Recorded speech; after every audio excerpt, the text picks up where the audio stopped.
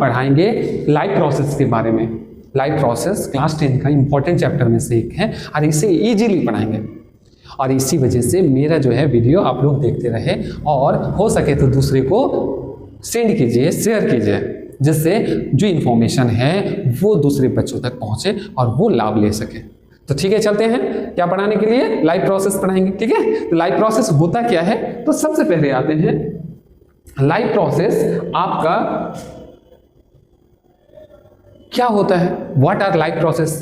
तो life process जो हमारे जीवन को बचाए रखने का कार्य कर रहा है या जो हमारे लाइफ के एग्जिस्टेंस के लिए रिस्पॉन्सिबल है, उसी को बोलेंगे लाइफ प्रोसेसेस, या वो प्रोसेस जो हमारे लिए जरूरी है। तो कौन सा ऐसा प्रोसेस है जो हमारे लिए जरूरी है, तो सबसे पहले आते हैं ये हमारे लिए क्या है, न्यूट्रिशन, ये जरूरी है। न्यूट्रिशन क्या है, तो ये भोजन लेने की प्रक्रिया है जो आगे हम बताएंगे। और क्या चीज है, रेस्पिरेशन है, ये भी हमारे लिए जरूरी है, ये भी हमें बचाए रखने का कार्य करता है। और क्या है, ट्रांसपोर्टेशन, इसका भी जरूरत है, और एक्सक्रीशन, इसका भी जरूरत है। ये चारों मेन इंपॉर्टेंट प्रोसेस है जो हमारे अंदर चलता है और हमें जीवित रखने का कार्य करता है। ठीक है, तो ये क्या करके जानते हैं बेटा। ठीक है, तो आगे बढ़ते हैं न्यूट्रिशन के बारे में। तो न्यूट्रिशन होता क्या है, तो न्यूट्रिशन होता है इनटेक ऑफ फूड, या भोजन ग्रहण करने की प्रक्रिया को कहते हैं। तो भोजन ग्रहण क्यों करते हैं, हम खाना क्यों खाते हैं, तो खाना खाते हैं किस लिए, तो खाना हमें जीवित रहने के लिए खाना जरूरी है। अगर खाना नहीं खाएंगे तो हम जीवित नहीं रह पाएंगे। तो जीवित रहने के लिए एनर्जी चाहिए, तो ये खाना से एनर्जी प्रोड्यूस होता है, और एनर्जी का यूज हम क्या करते हैं, अलग अलग कार्यों में करते हैं। और क्या चीज़ में न्यूट्रिशन का जरूरत है, तो अगर सेल कोई डैमेज हो गया तो उसको रिपेयर करने के लिए जरूरत होता है। और क्या चाहिए, और ग्रोथ के लिए भी चाहिए बेटा। हम जो इतना लंबे बड़े हो गए हैं, किस लिए बड़े हो रहे हैं, तो ये भोजन की वजह से। अगर भोजन का छोड़ दोगे तो हम क्या रहेंगे, छोटे का छोटे, मेरा ग्रोथ रुक जाएगा। तो ग्रोथ के लिए भी न्यूट्रिशन चाहिए। तो न्यूट्रिशन के कितने टाइप होते हैं, है ना। तो न्यूट्रिशन मेनली 2 टाइप का होता है। एक होता है ऑटोट्रॉपिक न्यूट्रिशन और दूसरा होता है हेटेरोट्रॉपिक न्यूट्रिशन।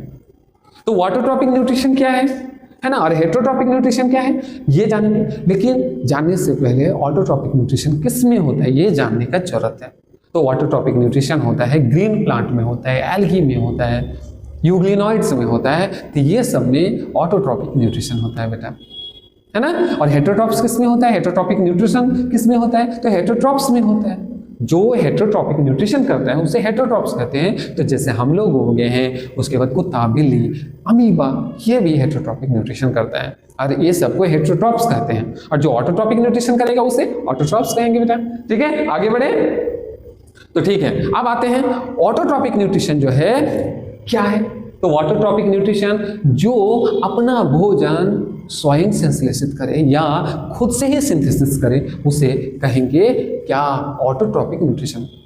सर मेरी मम्मी भी तो बनाते हैं, मेरी खाना मम्मी भी तो बनाते हैं, लेकिन बेटा वो बनाते हैं कौन, जो प्लांट का प्रोडक्ट को या एनिमल प्रोडक्ट को दूसरे फॉर्म में बदलने का कार्य करता है। लेकिन ऑटोट्रॉप्स अपना भोजन इनऑर्गेनिक चीज से बनाता है। ये जड़ से क्या करते हैं, मिनरल्स और वाटर लेके वो भोजन क्या करते हैं, चेंज करते हैं, भोजन बनाते हैं। समझ में आया, इस वजह से। और हेटेरोट्रॉप्स ये अपना भोजन अपने से नहीं बना पाता है, जैसे प्लांट बनाता है, ये दूसरे से। जैसे हम लोग प्लांट का प्रोडक्ट का यूज करते हैं या एनिमल प्रोडक्ट का यूज करते हैं या एनिमल को लेते हैं अपने भोजन के रूप में। तो इस वजह से हम लोग हेटेरोट्रॉप्स हैं। अब आते हैं ये ऑटोट्रॉप्स कैसे अपना भोजन बनाता होगा, है ना। तो ऑटोट्रॉप्स अपना भोजन फोटोसिंथेसिस के द्वारा बनाता है।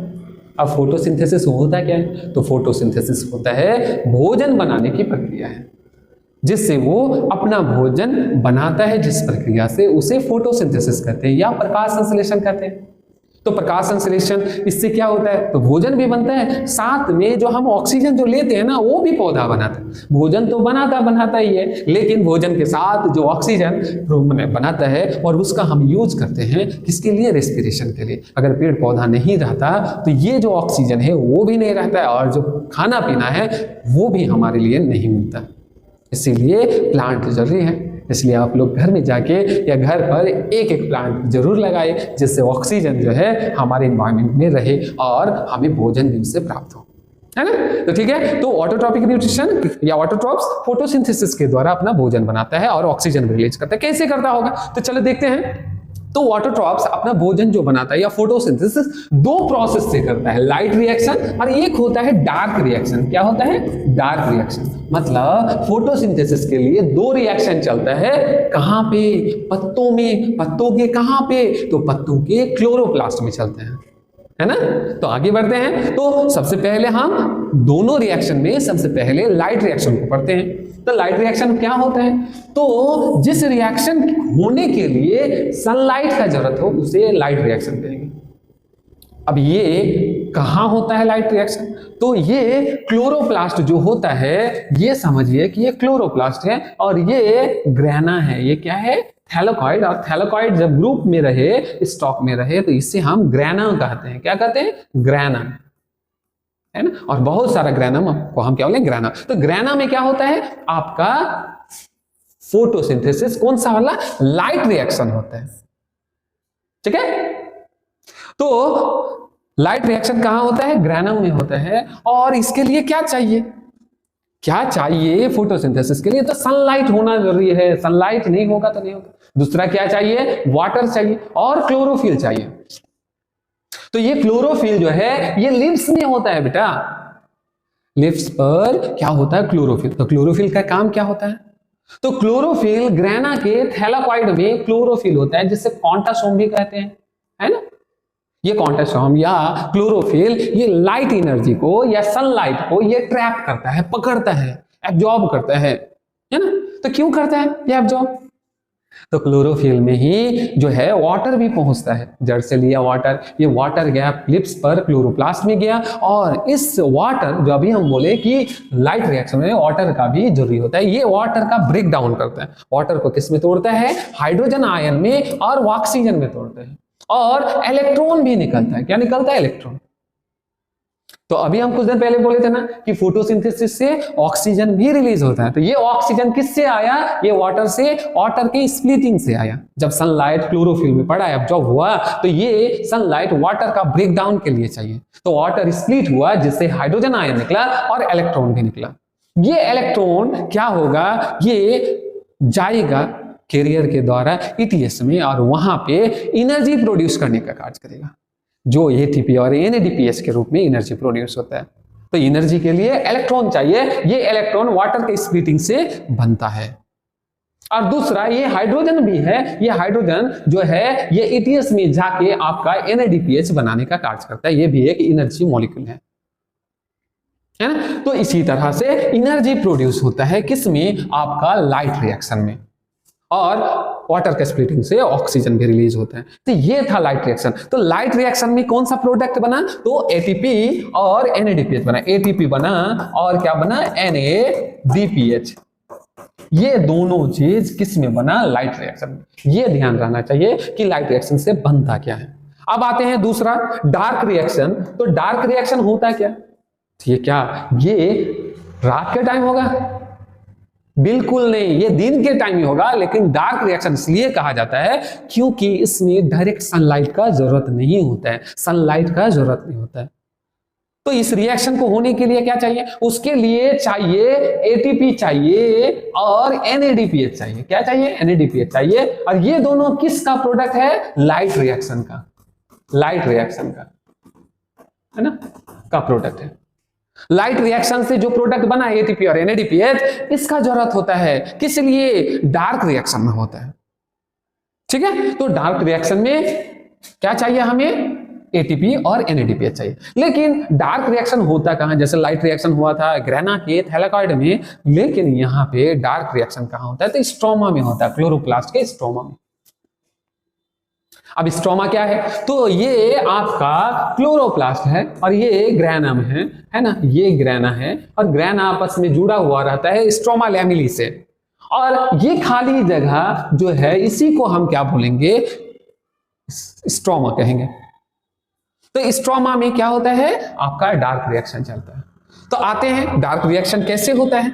तो डार्क रिएक्शन में आपका कार्बन डाइऑक्साइड का भी जरूरत होता है। क्या होता है, एटीपी और एनएडीपीएच, ये लाइट रिएक्शन का प्रोडक्ट है। और क्या चाहिए, कार्बन डाइऑक्साइड। तो कार्बन डाइऑक्साइड कहां से आता है बेटा, तो कार्बन डाइऑक्साइड इन्वायरमेंट से जो हम छोड़ रहे हैं या जो ऑटोमोबाइल्स छोड़ते हैं कार्बन डाइऑक्साइड, उसी को एब्जॉर्ब करता है। लेकिन वो कैसे प्लांट तक पहुंचता है? तो प्लांट के लीव्स में क्या होता है, ये छोटा छोटा पोर होता है, छिद्र होता है, जिसे क्या कहते हैं, स्टोमेटा कहते हैं। क्या कहते हैं? स्टोमेटा कहते हैं।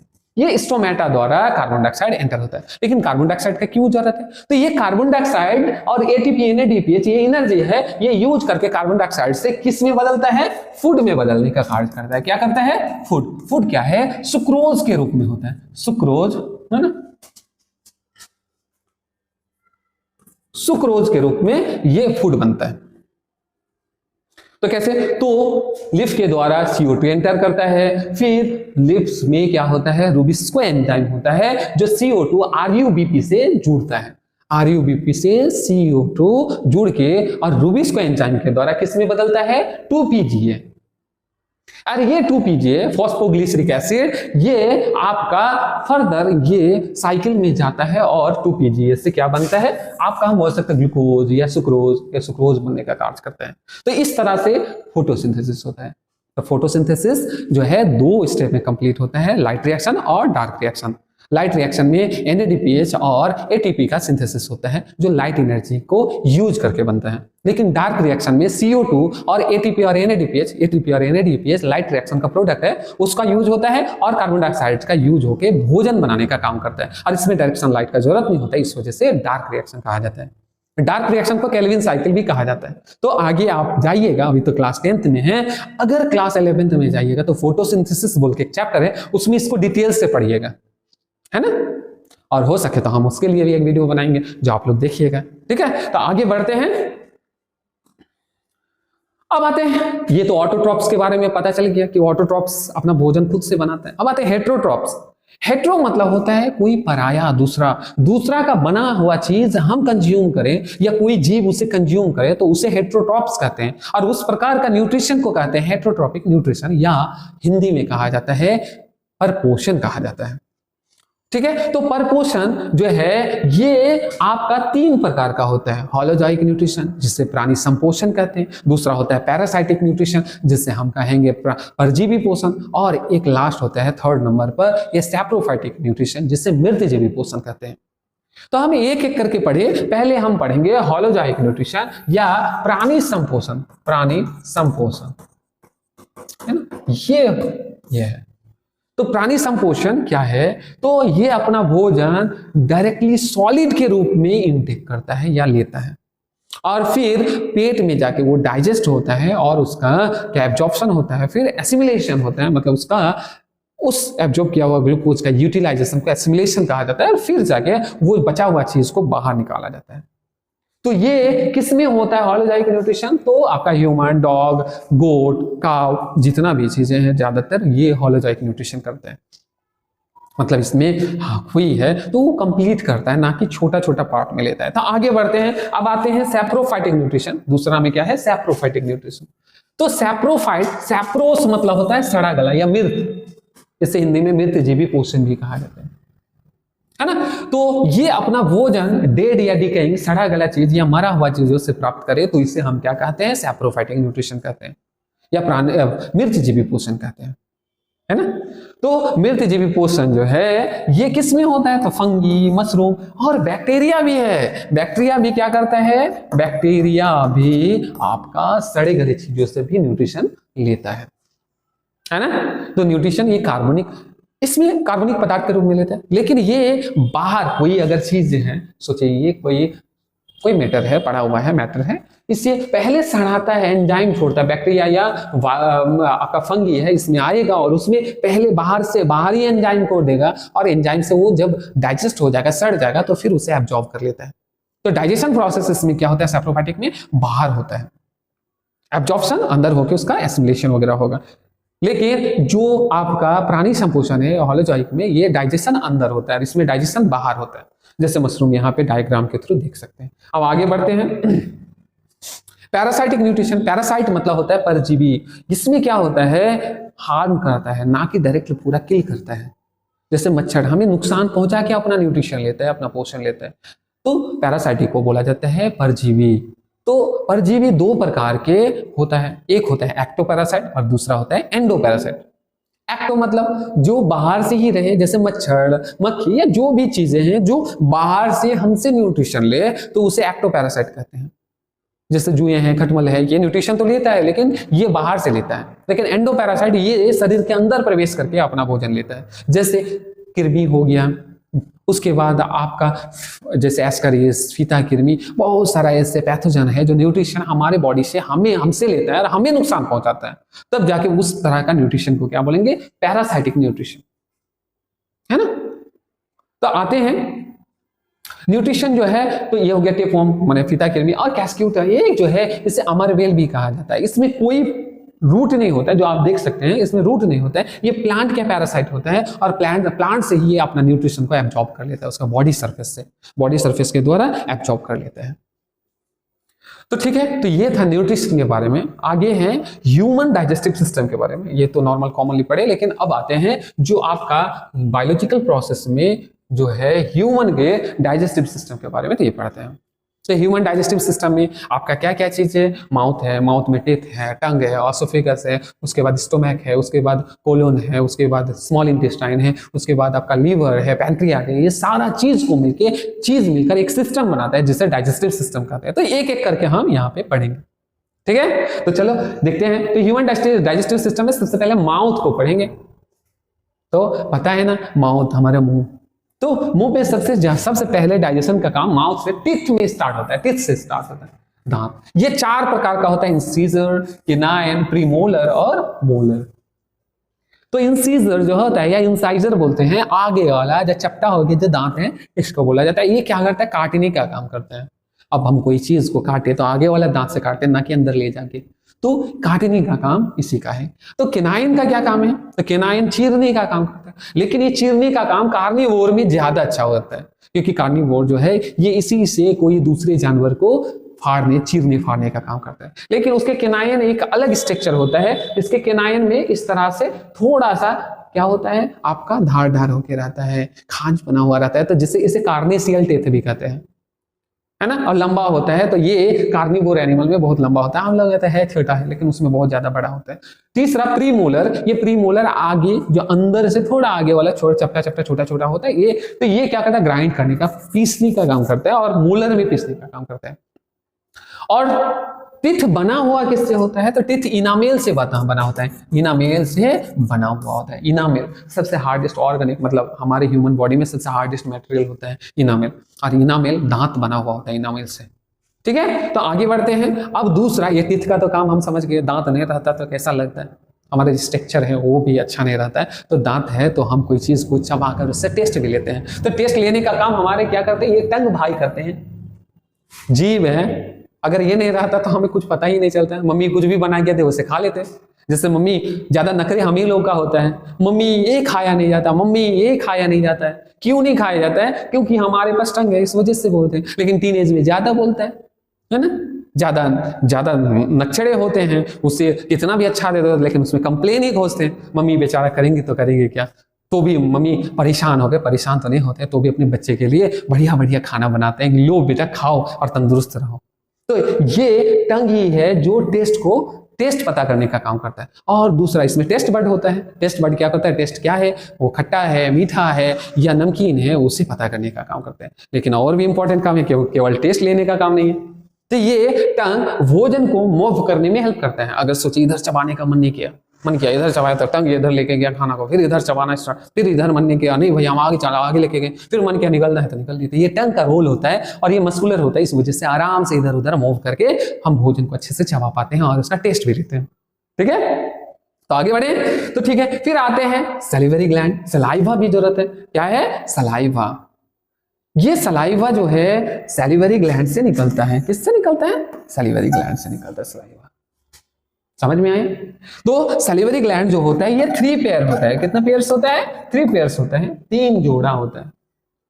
जैसे सबलिंगुअल है ना, सबमैंडिबुलर और पैराटीड बोल के होता है ना। यहाँ पे पैराटीड रहता है, सबलिंगुअल होता है और मैंडिबुलर होता है, सबमैंडिबुलर। ये 3 जगह पे 3 पेयर होता है और तीनों से सलाइवा बनता है।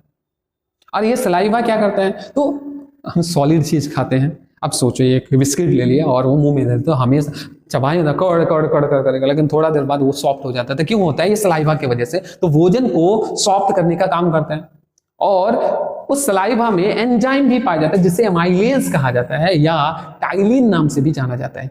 ये क्या करता है? ये स्टार्च को ब्रेक करता है, ग्लूकोज में सिंपल शुगर में ब्रेक करने का काम करता है, क्योंकि स्टार्च कॉम्प्लेक्स चीज है, कॉम्प्लेक्स शुगर है, इसे सिंपल शुगर में ब्रेक करता है, तोड़ने का काम करता है ना। तो इस तरह से हमारे माउथ पार्ट का काम हो गया। अब आते हैं यहाँ पे फेरिंग्स होता है। क्या होता है? फेरिंग्स। तो फेरिंग्स जो है ये आपका कॉमन पैसेज होता है। किसका?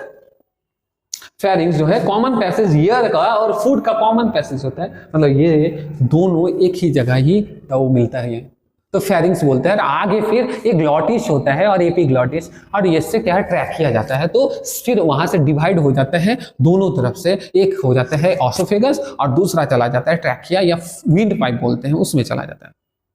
तो फेरिंग्स के पास ही ग्लॉटिस होता है। ग्लॉटिस मतलब ओपनिंग होता है और उसी में एक क्या होता है? ग्लॉटिस जो होता है आपका ट्रैकिया के ऊपर होता है और उसी के ऊपर एक ढक्कन होता है जिसे एपिग्लॉटिस कहा जाता है। ये भोजन जैसे ही आएगा वो एपिग्लॉटिस ग्लॉटिस के ऊपर इस तरह से बंद कर देता है, जिससे क्या होता है कि भोजन जो है विंड पार्ट में या श्वास नली में घुस नहीं पाता है। इस वजह से ना बोला जाता है खाने के टाइम पे बात नहीं करना चाहिए, बड़े बुजुर्ग इसी तरह से बोलते हैं। तो इस चीज को ध्यान रखना चाहिए। उससे भी साइंस पता है, आपसे ज्यादा तो नहीं तो लेकिन थोड़ा बहुत तो आता है ना। तो यही है कि खाते टाइम बात करना नहीं चाहिए, जिससे एपिग्लॉटिस खड़ा ही रह जाएगा और खाना क्या होगा? विंड पाइप में जाएगा और जिससे सड़क जाते हैं, हम लोग बोलते हैं अपनी भाषा में, और छींकने खांसने लग जाते हैं। तो ठीक है, तो इसी तरह से ये था आपका फेरिंग्स के बारे में। फिर आते हैं ऑसोफेगस। ये लंबी पाइप होता है जो स्टोमैक तक कनेक्ट होकर रहता है। ये सोचिए कि स्टोमैक है ना, ये पाइप होता है। ये पाइप के द्वारा कहां पे आता है? स्टोमैक तक आता है। क्या? भोजन आता है।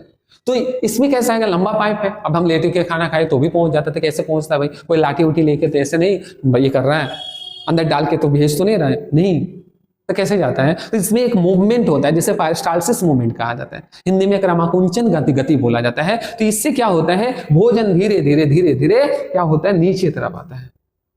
भोजन धीरे धीरे नीचे तरफ आता है, यहां से आ जाता है, एक जगह सिकुड़ेगा, फैलेगा, धीरे धीरे स्टोमैक तक आ जाता है क्या? भोजन। अब आते हैं ऑसोफेगस के बारे में जानकारी हो गया।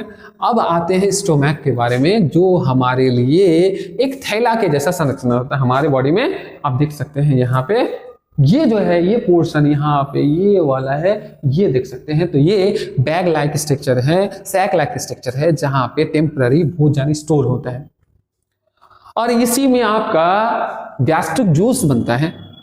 तो गैस्ट्रिक जूस कौन बनाएगा? तो स्टोमैक में गैस्ट्रिक ग्लैंड होता है, जिससे हिंदी में आप लोग जान रहे होंगे जठर ग्रंथि कहा जाता है। ये जठर ग्रंथि जठर रस बनाएगा, तो जठर ग्रंथि को हम क्या बोलेंगे? गैस्ट्रिक ग्लैंड बोलेंगे, और गैस्ट्रिक ग्लैंड से जो जूस बनाएगा उसका नाम है गैस्ट्रिक जूस। तो आगे बढ़े। तो स्टोमैक जो है ये आपका जे शेप का मस्कुलर ऑर्गन होता है और ये जठर ग्लैंड इसमें होता है या गैस्ट्रिक ग्लैंड होता है। और गैस्ट्रिक ग्लैंड क्या करता है? गैस्ट्रिक जूस का सिक्रीशन करता है, बनाता है। तो गैस्ट्रिक जूस में 3 चीज होता है। HCl होता है, दूसरा होता है आपका पेप्सिनोजन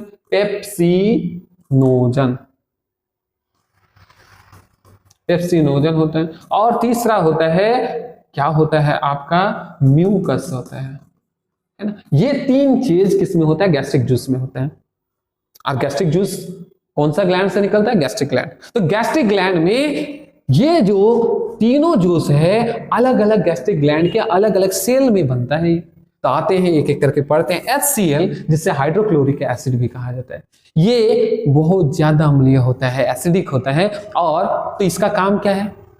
तो ये HCl आपका भोजन जो करते हैं, इसमें क्या हम हाथ भी नहीं धोते, कोई ऐसा है कि अच्छे से हाथ भी नहीं धोते हैं, कहीं जाके बाहर जाके कोई गोलगप्पा खा लिया, नहीं तो चाट खा लिया, वो जो गोलगप्पा देने वाले भैया कितना हाथ को इधर उधर ले जाता है और फिर वो अपने उसी हाथ से आपको गोलगप्पा खिलाता है। तो उसके हाथ में जम्स होगा तो वो गोलगप्पा में जाएगा, और गोलगप्पा के द्वारा अपने पेट में जाएगा तो हमें नुकसान पहुंचाएगा, फूड पॉइजनिंग कर सकता है, कुछ भी कर सकते हैं।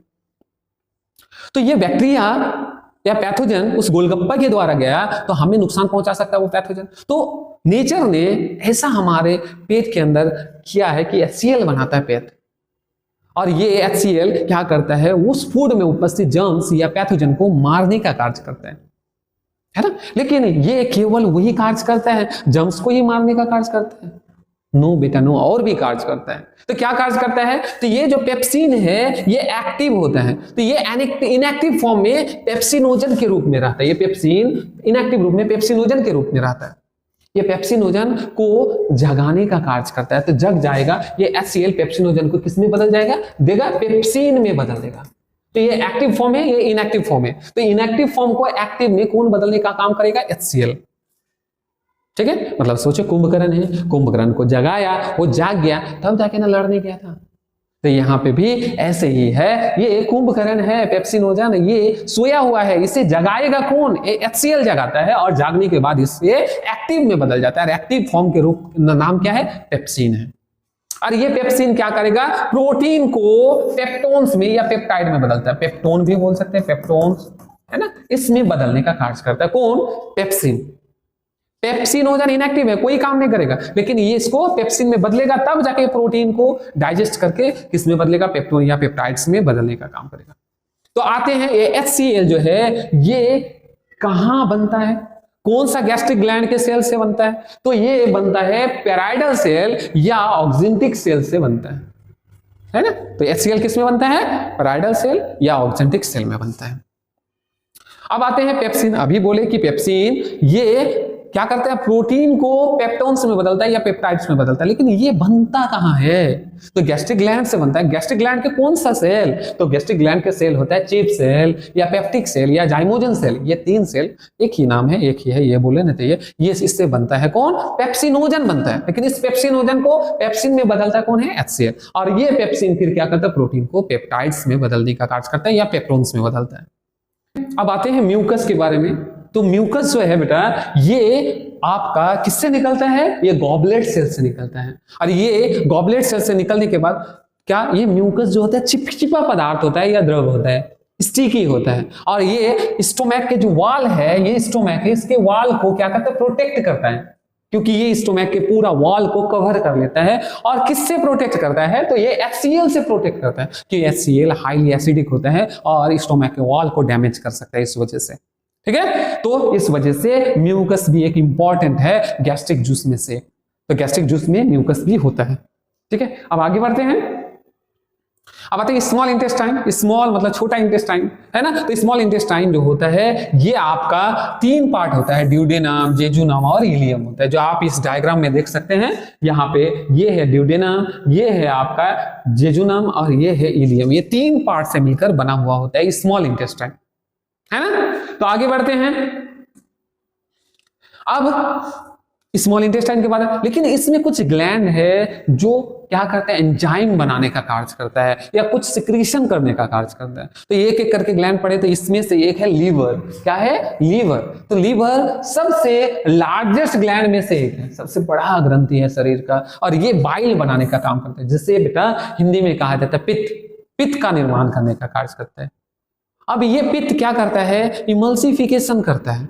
तो आते हैं पित्त कहाँ स्टोर होता है पहले जान लेते हैं। तो पित्त जो है वो लीवर में बनता है, और लीवर में बनने के बाद ये स्टोर होता है गॉल ब्लैडर में। यहाँ पे है ये पित्ताशय में जाके ये जमा होता है।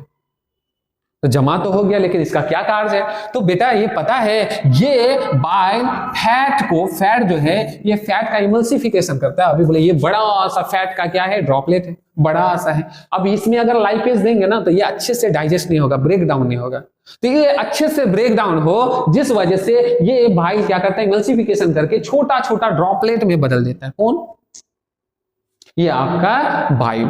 तब जाके इसमें अगर लाइपेज आएगा तो इसको और छोटा छोटा पीसेस में ब्रेक कर देगा और डाइजेस्ट कर देगा। कौन? Lipase enzyme. तो आप यहां कह सकते हैं कि बाइल जो है ये इमल्सिफिकेशन करता है, या हिंदी में कहेंगे तो पाइसीक्रीट करता है। किसका? आपका फैट का। और दूसरा काम है क्या बाइल का? तो आपको पता है कि हम बोले जो हमारे स्टोमक के जो गैस्ट्रिक ग्लैंड है, इससे गैस्ट्रिक जूस होता है। इस गैस्ट्रिक जूस में HCl भी होता है, और आपको पता है HCl हाईली एसिडिक होता है। तो ये भोजन को डाइजेस्ट, पैनक्रियाज जो है ये पैनक्रियाज, ये आपका इसमें 2 प्रकार के पार्ट होता है, जिससे एक्सोक्राइन पार्ट और एंडोक्राइन पार्ट बोला जाता है। तो एक्सोक्राइन पार्ट जो है ये एंजाइम बनाने का कार्य करता है। ये सबसे मेजर पार्ट होता है, सबसे ज्यादा ये पैनक्रियाज का सबसे ज्यादा पार्ट होता है कौन? Exocrine part. और ये एक्सोक्राइन पार्ट आपका पैनक्रियाटिक जूस बनाने का कार्य करता है। और उसी में क्या होता है, इंडोक्राइन पार्ट भी होता है, तो हार्मोन बनाने का काम करता है। तो आते हैं एक्सोक्राइन और इंडोक्राइन क्या है। तो एक्सोक्राइन जो होता है बेटा, ये क्या करता है, ये अपना सिक्रीशन या अपना प्रोडक्ट को पाइप के द्वारा या डक्ट के द्वारा जहां चाहिए वहां भेज सकता है, उसका खुद का डक्ट होता है। लेकिन एंडोक्राइन पार्ट का कोई डक्ट नहीं होता है, ये डक्टलेस होता है और इसका सिक्रीशन या इसका प्रोडक्ट जो है डायरेक्ट ब्लड में देता है और ब्लड के द्वारा जहां जाना है वहां जा सकता है। इस वजह से इसे एक्सोक्राइन और एंडोक्राइन कहा जाता है। और पैनक्रियाज में ये दोनों एक ही जगह पाए जाते हैं, इस वजह से पैनक्रियाज को कहा जाता है मिक्सोक्राइन ग्लैंड बेटा। तो मिक्सोक्राइन ग्लैंड। तो आते हैं पैनक्रिया, हमको हार्मोन, अब आते हैं इंडोक्राइन पार्ट। इंडोक्राइन पार्ट का जो होता है यहाँ पे, इसको बोला जाता है आइसलेट ऑफ लैंगरहैंस। ये पूरा इसमें दीप के जैसा छोटा सा जगह पे होता है, इस वजह से इसको क्या कहा जाता है, आइसलेट ऑफ लैंगरहैंस। आइसलेट मतलब आइसलैंड मतलब होता है दीप, तो दीप होता है। और इसी में हार्मोन बनता है, जैसे इंसुलिन, ग्लूकागॉन, पैनक्रियाटिक पॉलीपेप्टाइड इत्यादि बनता है। तो हार्मोन वाला जो है अलग से 11th में पढ़ोगे, लेकिन अभी जो है हमें डाइजेशन से रिलेटेड पढ़ना है, इस वजह से उस पार्ट को अभी डिस्कस नहीं करेंगे। आते हैं पैनक्रियाज जो है ये एक्सोक्राइन से क्या निकलता है, पैनक्रियाटिक जूस निकलता है। ये पैनक्रियाटिक जूस में एंजाइम होता है। तो एंजाइम क्या करेगा बेटा, ये एंजाइम करेगा डाइजेशन का कार्य। तो डाइजेशन किसको करेगा, ये अलग अलग फूड को डाइजेशन करेगा। तो फूड में क्या होता है, प्रोटीन होता है, स्टार्च होता है या कार्बोहाइड्रेट होता है या फैट होता है, ये सारा। तो प्रोटीन को डाइजेशन कौन करेगा, तो पैनक्रियाटिक जूस में उपस्थित ट्रिप्सिन जो होता है वो करेगा। फिर आपका स्टार्च या कार्बोहाइड्रेट का डाइजेशन कौन करेगा, तो पैनक्रियाटिक जूस में माइलेज बोल के एंजाइम होता है वो करेगा। फैट का कौन डाइजेशन करेगा, तो लाइपेज एंजाइम करेगा, और ये डाइजेशन करने का काम करता है। तो ठीक है, तो ये आप देख रहे हैं पैनक्रियाज कैसा होता है, लिप लाइक स्ट्रक्चर होता है, पत्ती जैसा, और ये कनेक्ट होकर रहता है आपका किसमें, ड्यूडिनम से कनेक्ट होकर रहता है, स्मॉल इंटेस्टाइन से, है ना। तो आगे बढ़ते हैं, अब आते हैं इंटेस्टाइन। तो इंटेस्टाइन जो है ये भी जूस बनाने का काम करता है, जैसे इंटेस्टाइनल जूस कहा जाता है बेटा। तो इंटेस्टाइनल जूस ये क्या करता है, कॉम्प्लेक्स फूड को फाइनल और सिंपल फॉर्म में बदलने का काम करता है, फाइनल रूप से इसको छोटा छोटा टुकड़ा में बदलने का कार्य करता है। और इंटेस्टाइन में ही लास्ट क्या होता है, डाइजेशन का प्रोसेस होता है। तो ठीक है, तो इंटेस्टाइनल जूस क्या करता है, जैसे प्रोटीन को एमिनो एसिड्स में बदलता है। इंटेस्टाइनल जूस में कौन कौन पाया जाता है, एमिनोपेप्टिडेज, ट्रिप्सिन, ये सारा एंजाइम है बेटा जो इंटेस्टाइनल जूस में होता है। ये एंजाइम प्रोटीन को एमिनो एसिड्स में बदलने का काम करता है। उसी प्रकार जो है आपका माल्टेज, सुक्रेज, लैक्टेज, एमाइलेज, जैसे माल्टेज आपका माल्टोज को बदलेगा, सुक्रेज सुक्रोज को बदलने का काम करेगा, लैक्टेज लैक्टोज को बदलेगा, एमाइलेज स्टार्च को बदलने का कार्य करेगा और इसको सिंपलर फॉर्म में बदलेगा। ठीक है, दूसरा क्या है, तीसरा क्या है, ये लाइपेज जो है ये फैट को फैटी एसिड और ग्लिसरॉल में बदलने का कार्य करता है। ये छोटा पीस होता है, स्मॉलेस्ट यूनिट होता है किसका, फैट का या ऑयल का। उसी प्रकार एक और चीज है, जो हम खाना खाते हैं तो वो सेल को कंज्यूम करते हैं, कोई भी प्लांट सेल हो या एनिमल सेल हो, प्लांट सेल और एनिमल सेल के न्यूक्लियस में क्या होता है, न्यूक्लिक एसिड होता है, और वो न्यूक्लिक एसिड क्या है, डीएनए और आरएनए होता है। तो डीएनए और आरएनए को भी डाइजेस्ट करने के लिए एंजाइम पाया जाता है, न्यूक्लियोटाइडेज और न्यूक्लियोसाइडेज।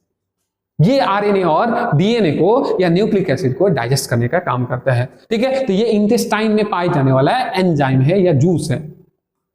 आगे बढ़ते हैं, अब डाइजेशन तो हो गया कंप्लीट, डाइजेशन का प्रोसेस आपका हो गया, जेजुनम में डाइजेशन का प्रोसेस होता है ज्यादातर। अब आते हैं, आगे बढ़ते हैं एब्जॉर्प्शन। एब्जॉर्प्शन जो होता है स्मॉल इंटेस्टाइन का, इलियम में होता है ज्यादातर। ठीक है, तो अब आते हैं, ये क्या करता है, इसमें जो ये फिंगर लाइक स्ट्रक्चर दिख रहा है, ये क्या होता है, स्मॉल इंटेस्टाइन के वॉल पे होता है फिंगर जैसा, और ये क्या करता है, सरफेस एरिया को बढ़ाता है। और इसी में छोटा छोटा क्या होता है, माइक्रोविली होता है। क्या होता है, ये जो है विली बोलेंगे, फिंगर लाइक प्रोजेक्शन को क्या बोलेंगे, विली, और विली में ही छोटा छोटा प्रोजेक्शन होता है जिससे माइक्रोविली कहा जाता है। ये माइक्रोविली सरफेस एरिया को बढ़ाता है और एब्जॉर्प्शन प्रोसेस को अच्छे से करता है। जो भी चीज न्यूट्रिएंट है ये क्या करता है, इसको एब्जॉर्ब करके डायरेक्टली ब्लड में दे देता है और ब्लड उसे ले चला जाता है। ठीक है, अब अनडाइजेस्टेड चीज ये चला जाता है किसमें, जो लार्ज इंटेस्टाइन में। और लार्ज इंटेस्टाइन में आपका क्या होता है, उस अनडाइजेस्टेड चीज में जो वाटर और मिनरल्स होता है उससे भी एब्जॉर्ब कर लेता है। तो फाइनली ये लार्ज इंटेस्टाइन में वाटर और मिनरल का एब्जॉर्प्शन होता है, और जो अनडाइजेस्टेड चीज है वो चला जाता है रेक्टम में। ठीक है, कहां पे चला जाता है, रेक्टम में चला जाता है। तो रेक्टम यहां था, रेक्टम में चला जाता है, वहां पे स्टॉक होता है, और जब फिशेस का फिल होता है तो एनस द्वारा वो फिश जो है वो बाहर निकल जाता है, इजेक्शन हो जाता है। तो ये आपका क्या था, पूरा के पूरा आपका न्यूट्रिशन था, पोषण के बारे में था। तो पोषण मेरा कंप्लीट हो गया। तो आप लोग क्या कीजिएगा, मेरा जो चैनल है उसे सब्सक्राइब करिएगा और पूरा वीडियो को जरूर देखिएगा। और इंटरेस्टिंग वीडियो देखना है तो हमेशा जुड़े रहिए और वीडियो को ज्यादा से ज्यादा शेयर कीजिए, जो दूसरे बच्चे को भी इस चीज का नॉलेज मिल सके। रेस्पिरेशन जो टॉपिक है वो देख रहे हैं क्या है। तो रेस्पिरेशन जो है ये माइटोकॉन्ड्रिया में होता है और साइटोप्लाज्म में होता है, सेल के माइटोकॉन्ड्रिया और साइटोप्लाज्म में, साइटोप्लाज्म दोनों जगह पे क्या होता है, रेस्पिरेशन प्रोसेस होता है। तो रेस्पिरेशन जो होता है ब्रेकडाउन ऑफ ग्लूकोज होता है और इससे एटीपी रिलीज होता है, एनर्जी रिलीज होता है।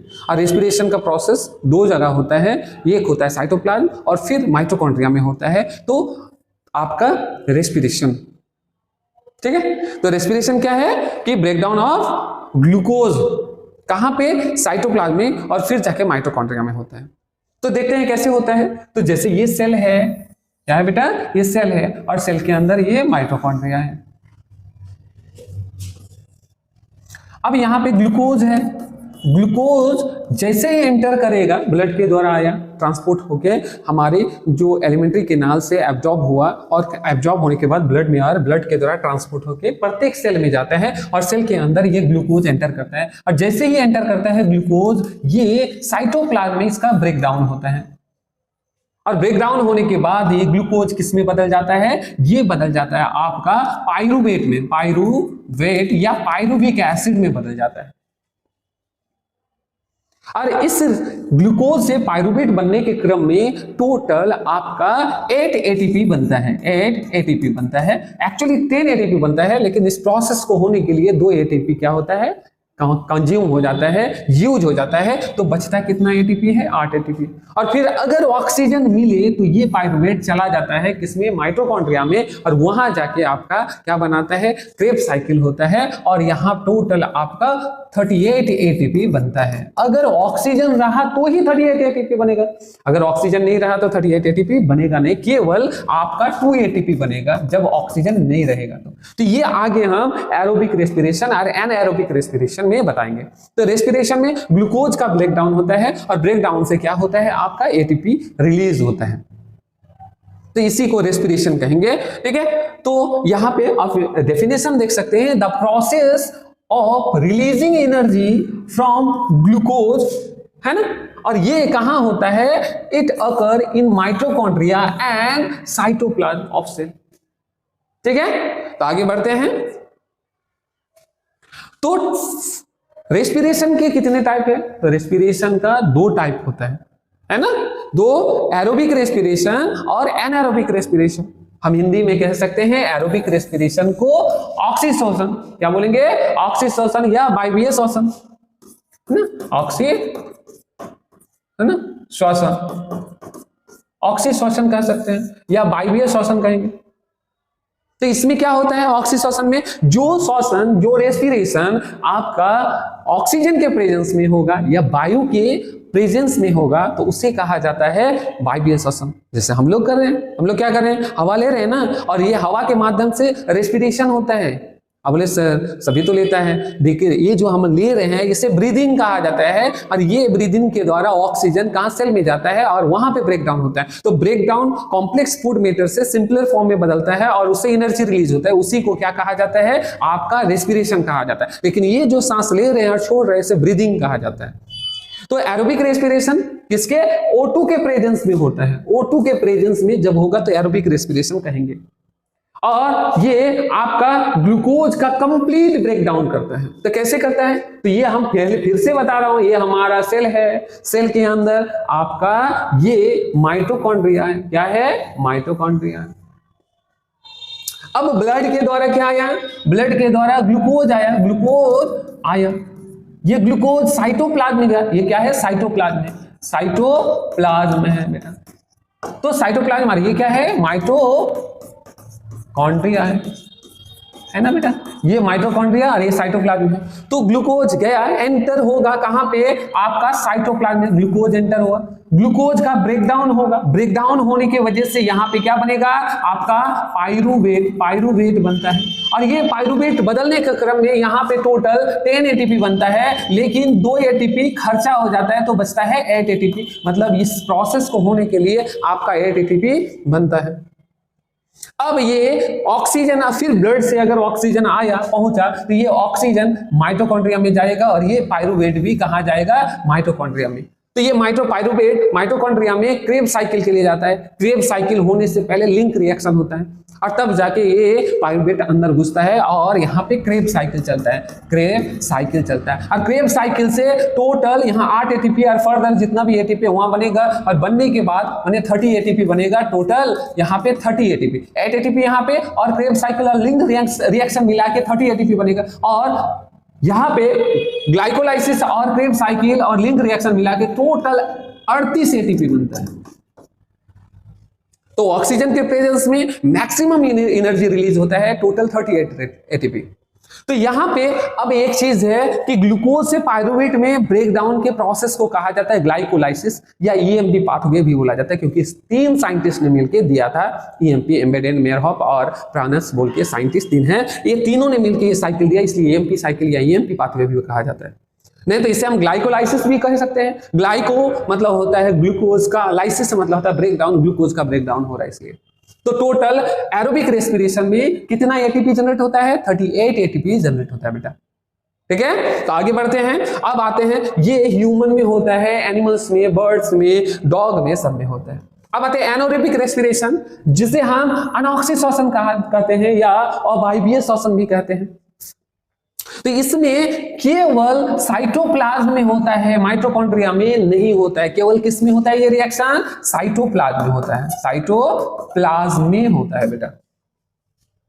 और इसमें ऑक्सीजन का नीड नहीं होता है, एब्सेंस होता है ना, एब्सेंस होता है ना, एब्सेंस होता है, नहीं जरूरत होता है ऑक्सीजन, या कमी होता है, ऑक्सीजन का कमी हो सकता है या नहीं हो सकता है, तब जाके ये एनारोबिक रेस्पिरेशन होता है।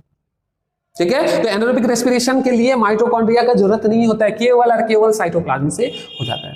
तो अब आते हैं एनारोबिक रेस्पिरेशन जो होता है, एक होता है फर्मेंटेशन होता है और एक होता है आपका क्या बनता है, लैक्टिक एसिड फॉर्मेशन करता है। तो देखते हैं कैसे करके। कमी से क्या होता है, एब्सेंस से क्या होता है, जब ऑक्सीजन की कमी होगा या कमी होगा कैसे, जैसे हम सांस ले रहे हैं, नॉर्मली ले रहे हैं, मेरा सेल क्या आता है, एरोबिक रेस्पिरेशन करता है, लेकिन हम कोई बॉल वगैरह कर रहे हैं, अचानक हम क्या कर रहे हैं, क्रिकेट खेल रहे हैं और बॉल कर रहे हैं, और बॉल खेलने की वजह से हाथ दर्द स्टार्ट हो जाता है।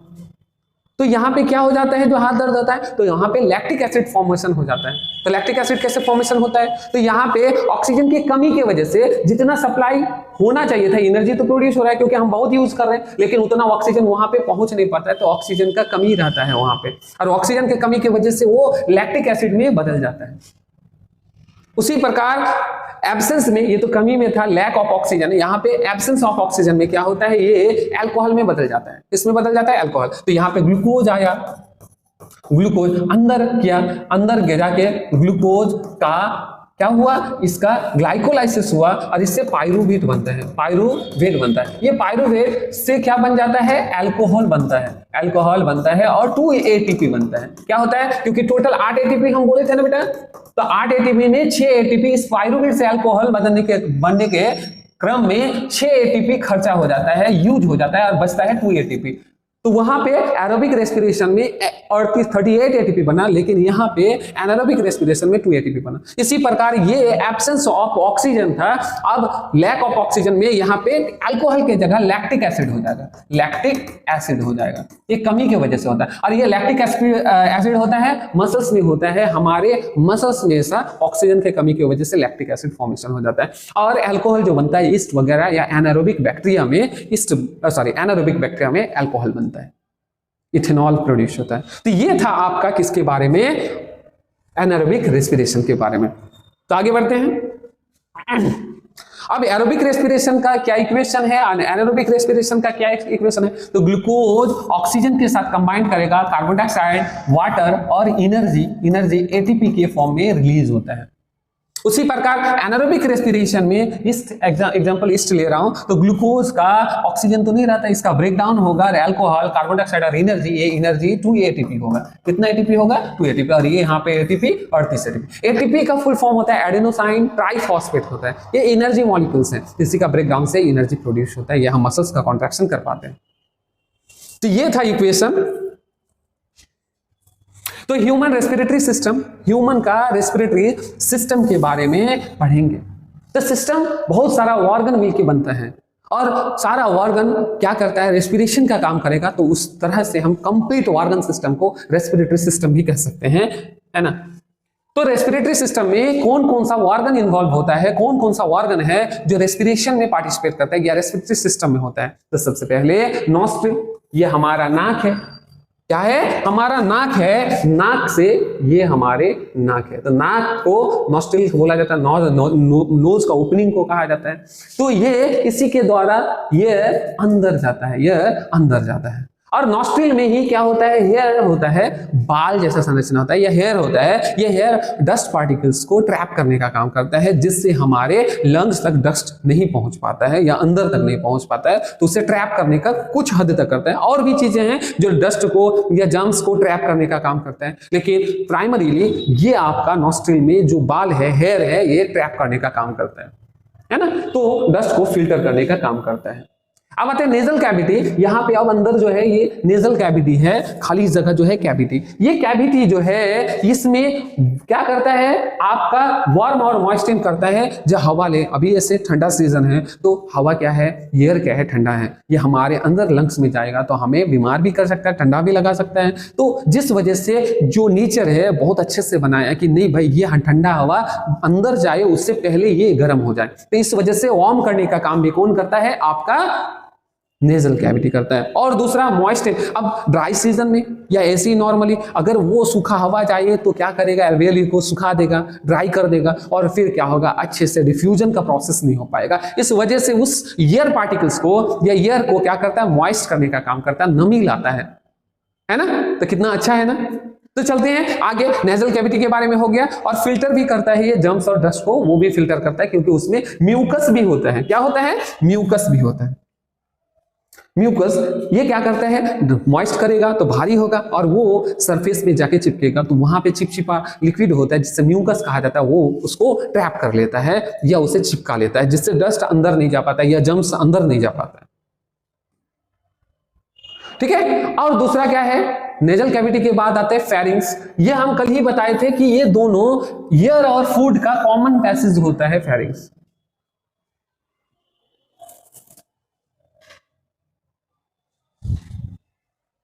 फेरिंग्स एयर और फूड का कॉमन पैसेज होता है। ठीक है। अब आते हैं लैरिंग्स। ये वॉइस बॉक्स भी कहा जाता है, जिससे आवाज प्रोड्यूस हो रहा है। हम जैसे कह रहे हैं, हम बात कर रहे हैं, तो ये आवाज लैरिंग्स की वजह से आता है। ये लैरिंग्स ही है जो साउंड प्रोड्यूस करता है और टंग के द्वारा हम उसे शेप देने का काम करता है ना। तो साउंड प्रोड्यूस करने का काम कौन करता है? लैरिंग्स करता है। और ये आगे ट्रैकिया तक एयर को भेजने का काम करता है। अब आगे आते हैं, ये ट्रैकिया, ये दिख रहा है, ये ट्रैकिया है। ये ट्रैकिया लंबा पाइप होता है जिसे विंड पाइप भी कहा जाता है, और इसमें रिंग लाइक स्ट्रक्चर होता है जो कार्टिलेज से बना हुआ होता है। सी शेप का कार्टिलेज होता है। ये कार्टिलेज का क्या काम है? ये मस्कुलर क्यों नहीं है? कार्टिलेज ही क्यों है? तो पता है बेटा, अगर मस्कुलर रहता तो ये पिचका हुआ रहता है तो हमें सांस लेने में डिस्कम्फर्ट होता है, सांस नहीं ले पाते, ताकत लगाना पड़ता बहुत ज्यादा। लेकिन कार्टिलेज क्या कर रहा है कि ये ओपन करके रखता है, ऑलवेज ओपन करके रखता है, ये पिचकने नहीं देता। तो आप फिर बोलोगे कि सर आप जो बोल रहे हैं उसकी जगह हम बोन का भी तो बना सकते थे, तो कार्टिलेज का क्यों? तो बेटा अगर ये बोन का रहा था तो कितना कष्ट होता है। अभी नॉर्मली मैं हेड को कैसे ऐसे कर पा रहा हूं, ऐसे कर पा रहा हूं, तो कार्टिलेज क्या है? ये स्मूथ होता है। ये बोन जो होता है या कार्टिलेज है सॉफ्ट होता है थोड़ा, तो हम इजीली मुंडी को इधर उधर, हेड को हम मूव कर सकते हैं। लेकिन अगर ये हड्डी से होता है या बोन से बना हुआ होता है तो हम घुमा नहीं पाते हैं, स्मूथली हम इसको इस तरह से नहीं कर पाते, टूटने का चांस रहता है। लेकिन ये सॉफ्ट बोन होने की वजह से या हम कार्टिलेज से बने होने की वजह से इजीली अपना सारा चीज को फ्लेक्सिबल टाइप से हम मूवमेंट करा सकते हैं। इस वजह से कार्टिलेज होता है ट्रैकिया में। और ये क्या करता है? आपको क्या करता है? ये पिचकने, कोलैप्स होने से बचाने का कार्य करता है। इस वजह से ट्रैकिया या विंड पाइप इसे बोलते हैं, वो कोलैप्स नहीं होता है। और ट्रैकिया किससे बना होता है? कार्टिलेज से बना हुआ होता है। ठीक है, तो ये क्या करता है? सी शेप का कार्टिलेज से बना होकर रहता है। ठीक है, अब आते हैं ये ट्रैकिया में क्या होता है। ये ट्रैकिया है समझो बेटा, और ट्रैकिया में छोटा छोटा क्या होता है? हेयर लाइक स्ट्रक्चर होता है जिसे सीलिया कहते हैं। क्या कहते हैं? सीलिया। सर सीलिया और फ्लैजिला तो हम माइक्रोस्कोपिक यूनिसेलुलर ऑर्गेनिज्म में देखे थे सर, वहां पे लोकोमोशन में हेल्प करता था। लेकिन सर यहाँ पे सीलिया का क्या काम है? तो बेटा हम सांस लेते हैं, अभी बोले कि यहाँ पे ट्रैकिया और आपका नेजल कैविटी जो था वो म्यूकस कोटेड रहता है। तो म्यूकस कोटेड रहने की वजह से जब हम क्या लेते हैं? ब्रीथ करते हैं, तो सारा एयर के साथ डस्ट पार्टिकल्स या जम्स भी अंदर जाता है। तो ये मॉइस्ट होने की वजह से भारी हो जाता है और वो फिर क्या होता है? उस म्यूकस में ट्रैप हो जाता है। तो अब बताओ बेटा, अगर सांस हम कंटिन्यूअसली लेते रहे तो वो म्यूकस क्या करेगा? डस्ट वगैरह को ट्रैप करते रहेगा और धीरे धीरे वो ब्लॉकेज हो जाएगा, तो हमें सांस लेने में कठिनाई होगा। तो नेचर ने, फिर से बोल रहा हूं, कितना अच्छे से हमें क्रिएट किया है, बनाया है कि यहाँ पे क्या दिया? सीलिया दिया, और सीलिया मूवमेंट करता है इस तरह से और इसको आगे तरफ पुश करते रहता है। जो डस्ट है या जो भी जम्स है उसे आगे तरफ पुश करते रहता है। पुश करने की वजह से यहाँ पे कफ लाइक फीलिंग आता है और फिर जाके उस जम्स वगैरह या डस्ट को बाहर फेंक देते हैं, जो हमारे लंग्स में जाने से बचाने का कार्य करता है। तो ट्रैकिया में क्या होता है? सीलिया होता है, हेयर लाइक प्रोजेक्शन होता है। ठीक है, तो आते हैं दूसरा। अब ये ट्रैकिया आगे दो भागों में डिवाइड हो जाता है जिसे ब्रोंकी कहा जाता है। क्या कहा जाता है? ब्रोंकी। ठीक है, तो ट्रैकिया टू ब्रोंकी में डिवाइड हो जाता है और दोनों लंग्स में एंटर करता है, और ब्रोंकी फिर सेकेंडरी और टर्सरी ब्रोंकी में बदल जाता है, डिवाइड होके और फर्दर डिवाइड होता है और वो प्राइमरी और सेकेंडरी ब्रोंकी में बदल जाता है। ब्रोंकी फिर फर्दर प्राइमरी और सेकेंडरी टर्सरी के बाद जो है उसमें फिर और पतला पतला पाइप में डिवाइड हो जाता है जिसे ब्रोंकियोल कहा जाता है ना? ब्रोंकियोल्स कहा जाता है। ये इसी के सबसे अंत में, ब्रोंकियल के अंत में क्या होता है? बलून लाइक स्ट्रक्चर होता है जिसे एल्वियोली कहते हैं। क्या बोलते हैं? एल्वियोली कहते हैं, या एल्वियोली कहते हैं, या ईयर सैक भी कहा जाता है। ठीक है, ये होता है ब्रोंकियल के एंड पार्ट में, और बहुत सारा क्या होता है? एल्वियोली होता है। और एल्वियोली है ना, क्या है? आपका गैस का एक्सचेंज करता है, क्योंकि इसमें ब्लड वेसल्स का भी सप्लाई होता है, ब्लड कैपिलरीज रहता है इसके चारों ओर, जो यहाँ पे देख सकते हैं। तो ये ब्लड कैपिलरीज में क्या करता है? ऑक्सीजन को देता है, डिफ्यूज करता है, और ब्लड कैपिलरी से एल्वियोली में डिफ्यूज होता है कार्बन डाइऑक्साइड। तो बेटा ये डिफ्यूजन का प्रोसेस जो होता है high pressure to low pressure की ओर होता है। जहां ज्यादा प्रेशर होगा तो कम प्रेशर की तरफ जाएगा। तो कार्बन डाइऑक्साइड का प्रेशर कहां पे ज्यादा होगा? तो सॉरी, कार्बन डाइऑक्साइड का प्रेशर कहां ज्यादा होगा? ब्लड वेसल्स में होगा या कैपिलरीज में होगा। तो वहां से कम कहां होगा? एल्वियोली में होगा। तो कार्बन डाइऑक्साइड मूव कर जाएगा ब्लड वेसल से आपका एल्वियोली में मूव कर जाएगा। फिर एल्वियोली में किसका ज्यादा परसेंट प्रेशर आएगा? प्रेशर ज्यादा किसका रहेगा? ऑक्सीजन का। और ब्लड में क्या होगा? ऑक्सीजन का प्रेशर कम होगा। तो ये डिफ्यूज होकर कहां पे आ जाएगा? ऑक्सीजन एल्वियोली से आपका ब्लड में आ जाएगा। तो ये डिफ्यूजन का प्रोसेस आपका एल्वियोली में ही होता है। गैस का एक्सचेंज कहां होता है? एल्वियोली में होता है ना? और बहुत सारा एल्वियोली होता है। तो अब बोलोगे सर ये एल्वियोली पिचक के क्यों नहीं रहता है? ये कोलैप्स होके क्यों नहीं रहता है? तो बेटा पता है, एल्वियोली में एक आपका लिपिड होता है जिसका नाम होता है लेसिथिन। लेसिथिन क्या करता है? ये सर्फेक्टेंट के जैसा कार्य करता है, ये कोलैप्स होने से बचाता है। जैसे बलून लेते हैं ना बेटा, तो बलून में पाउडर दिया हुआ रहता है जिससे वो चिपके हुए नहीं रहे। उसी प्रकार एल्वियोली में लेसिथिन होता है जो कोलैप्स होने से बचाने का कार्य करता है बेटा। ठीक है, ठीक है। अब आते हैं, ये तो हो गया। अब हमारे जो होता है दो लंग्स होता है। कितना लंग होता है? 2 लंग्स होता है। और ये थोरासिक कैविटी मतलब चेस्ट, ये चेस्ट रीजन को थोरासिक, इसके चेस्ट के अंदर जो खाली जगह है उसे थोरासिक कैविटी कहा जाता है। तो थोरासिक कैविटी में 2 लंग्स होते हैं। तो जो लेफ्ट वाला लंग्स है, ये लेफ्ट वाला, उसमें थोड़ा सा ये इस तरह से होता है ना? क्यों होता है? क्योंकि यहाँ पे हार्ट होता है, जिस वजह से इसे कार्डियक नोच भी कहा जाता है, क्योंकि कार्डियक मतलब हार्ट, इसका खांचा बना हुआ होता है। इस वजह से कार्डियक नोच कहाँ होता है? लेफ्ट वाला इसमें, है ना? और ये हमारी जो लंग्स है रिब से प्रोटेक्ट, थोरासिक कैविटी में होता है और रिब से कवर होकर रहता है, प्रोटेक्टेड रहता है कि उस लंग्स को चोट ना लगे, प्रोटेक्ट होके रहे। और लंग्स के प्लूरल मेम्ब्रेन होता है, दो मेम्ब्रेन होता है, आउटर प्लूरल और अंदर वाला प्लूरल मेम्ब्रेन होता है, दो मेम्ब्रेन होता है जो प्लूरल मेम्ब्रेन कहते हैं। इस प्लूरल मेम्ब्रेन में अंदर लिक्विड भरा हुआ रहता है जिसे प्लूरल फ्लूइड कहा जाता है। ये प्लूरल फ्लूइड क्या करता है, फ्रिक्शन से या शॉक एब्जॉर्बर का काम करता है, फ्रिक्शन से बचाता है या शॉक एब्जॉर्बर के जैसा काम करता है, जिससे प्रोटेक्ट होकर रहता है कौन, हमारे लंग्स, है ना बेटा। अब आते हैं ये लंग्स जो थोरेसिक कैविटी में होता है, तो नीचे से आपका एक सी आकार का डोम शेप क्या होता है, डायाफ्राम होता है। क्या होता है, डायाफ्राम होता है। ये डायाफ्राम, इसी की वजह से हम इनहेलेशन या एक्सहेलेशन प्रोसेस करते हैं, मतलब ये बाहर हवा को छोड़ते हैं एयर को और अंदर एयर को लेते हैं। ये डायाफ्राम भी बहुत इंपॉर्टेंट रोल प्ले करता है। अगर डायाफ्राम नहीं रहता तो हमारे सांस लेने में कठिनाई होता। ठीक है, तो यहां पे हम थोड़ा सा दिखाने का काम करते हैं, थोड़ा लगते हैं। यहां पे ये जो है इसी को बोला जाता है डायाफ्राम। ये हमारे क्या है, लंग्स है, टू पेयर लंग्स होता है। इसे बोलेंगे हम क्या बोलेंगे, ट्रैकिया बोलेंगे। और सी शेप कार्टिलेज से ट्रैकिया बना हुआ होता है और ये थोरेसिक कैविटी में ये रिब से प्रोटेक्टेड होकर रहता है। और यहाँ पे कार्डियक नोच होता है, देख सकते हैं इस जगह पे ये कार्डियक नोच है जहां पे हार्ट यहाँ पे सिचुएटेड रहता है। ये डायाफ्राम डोम शेप का होता है, यहाँ पे मस्कुलर ऑर्गन होता है डायाफ्राम और डोम शेप होता है।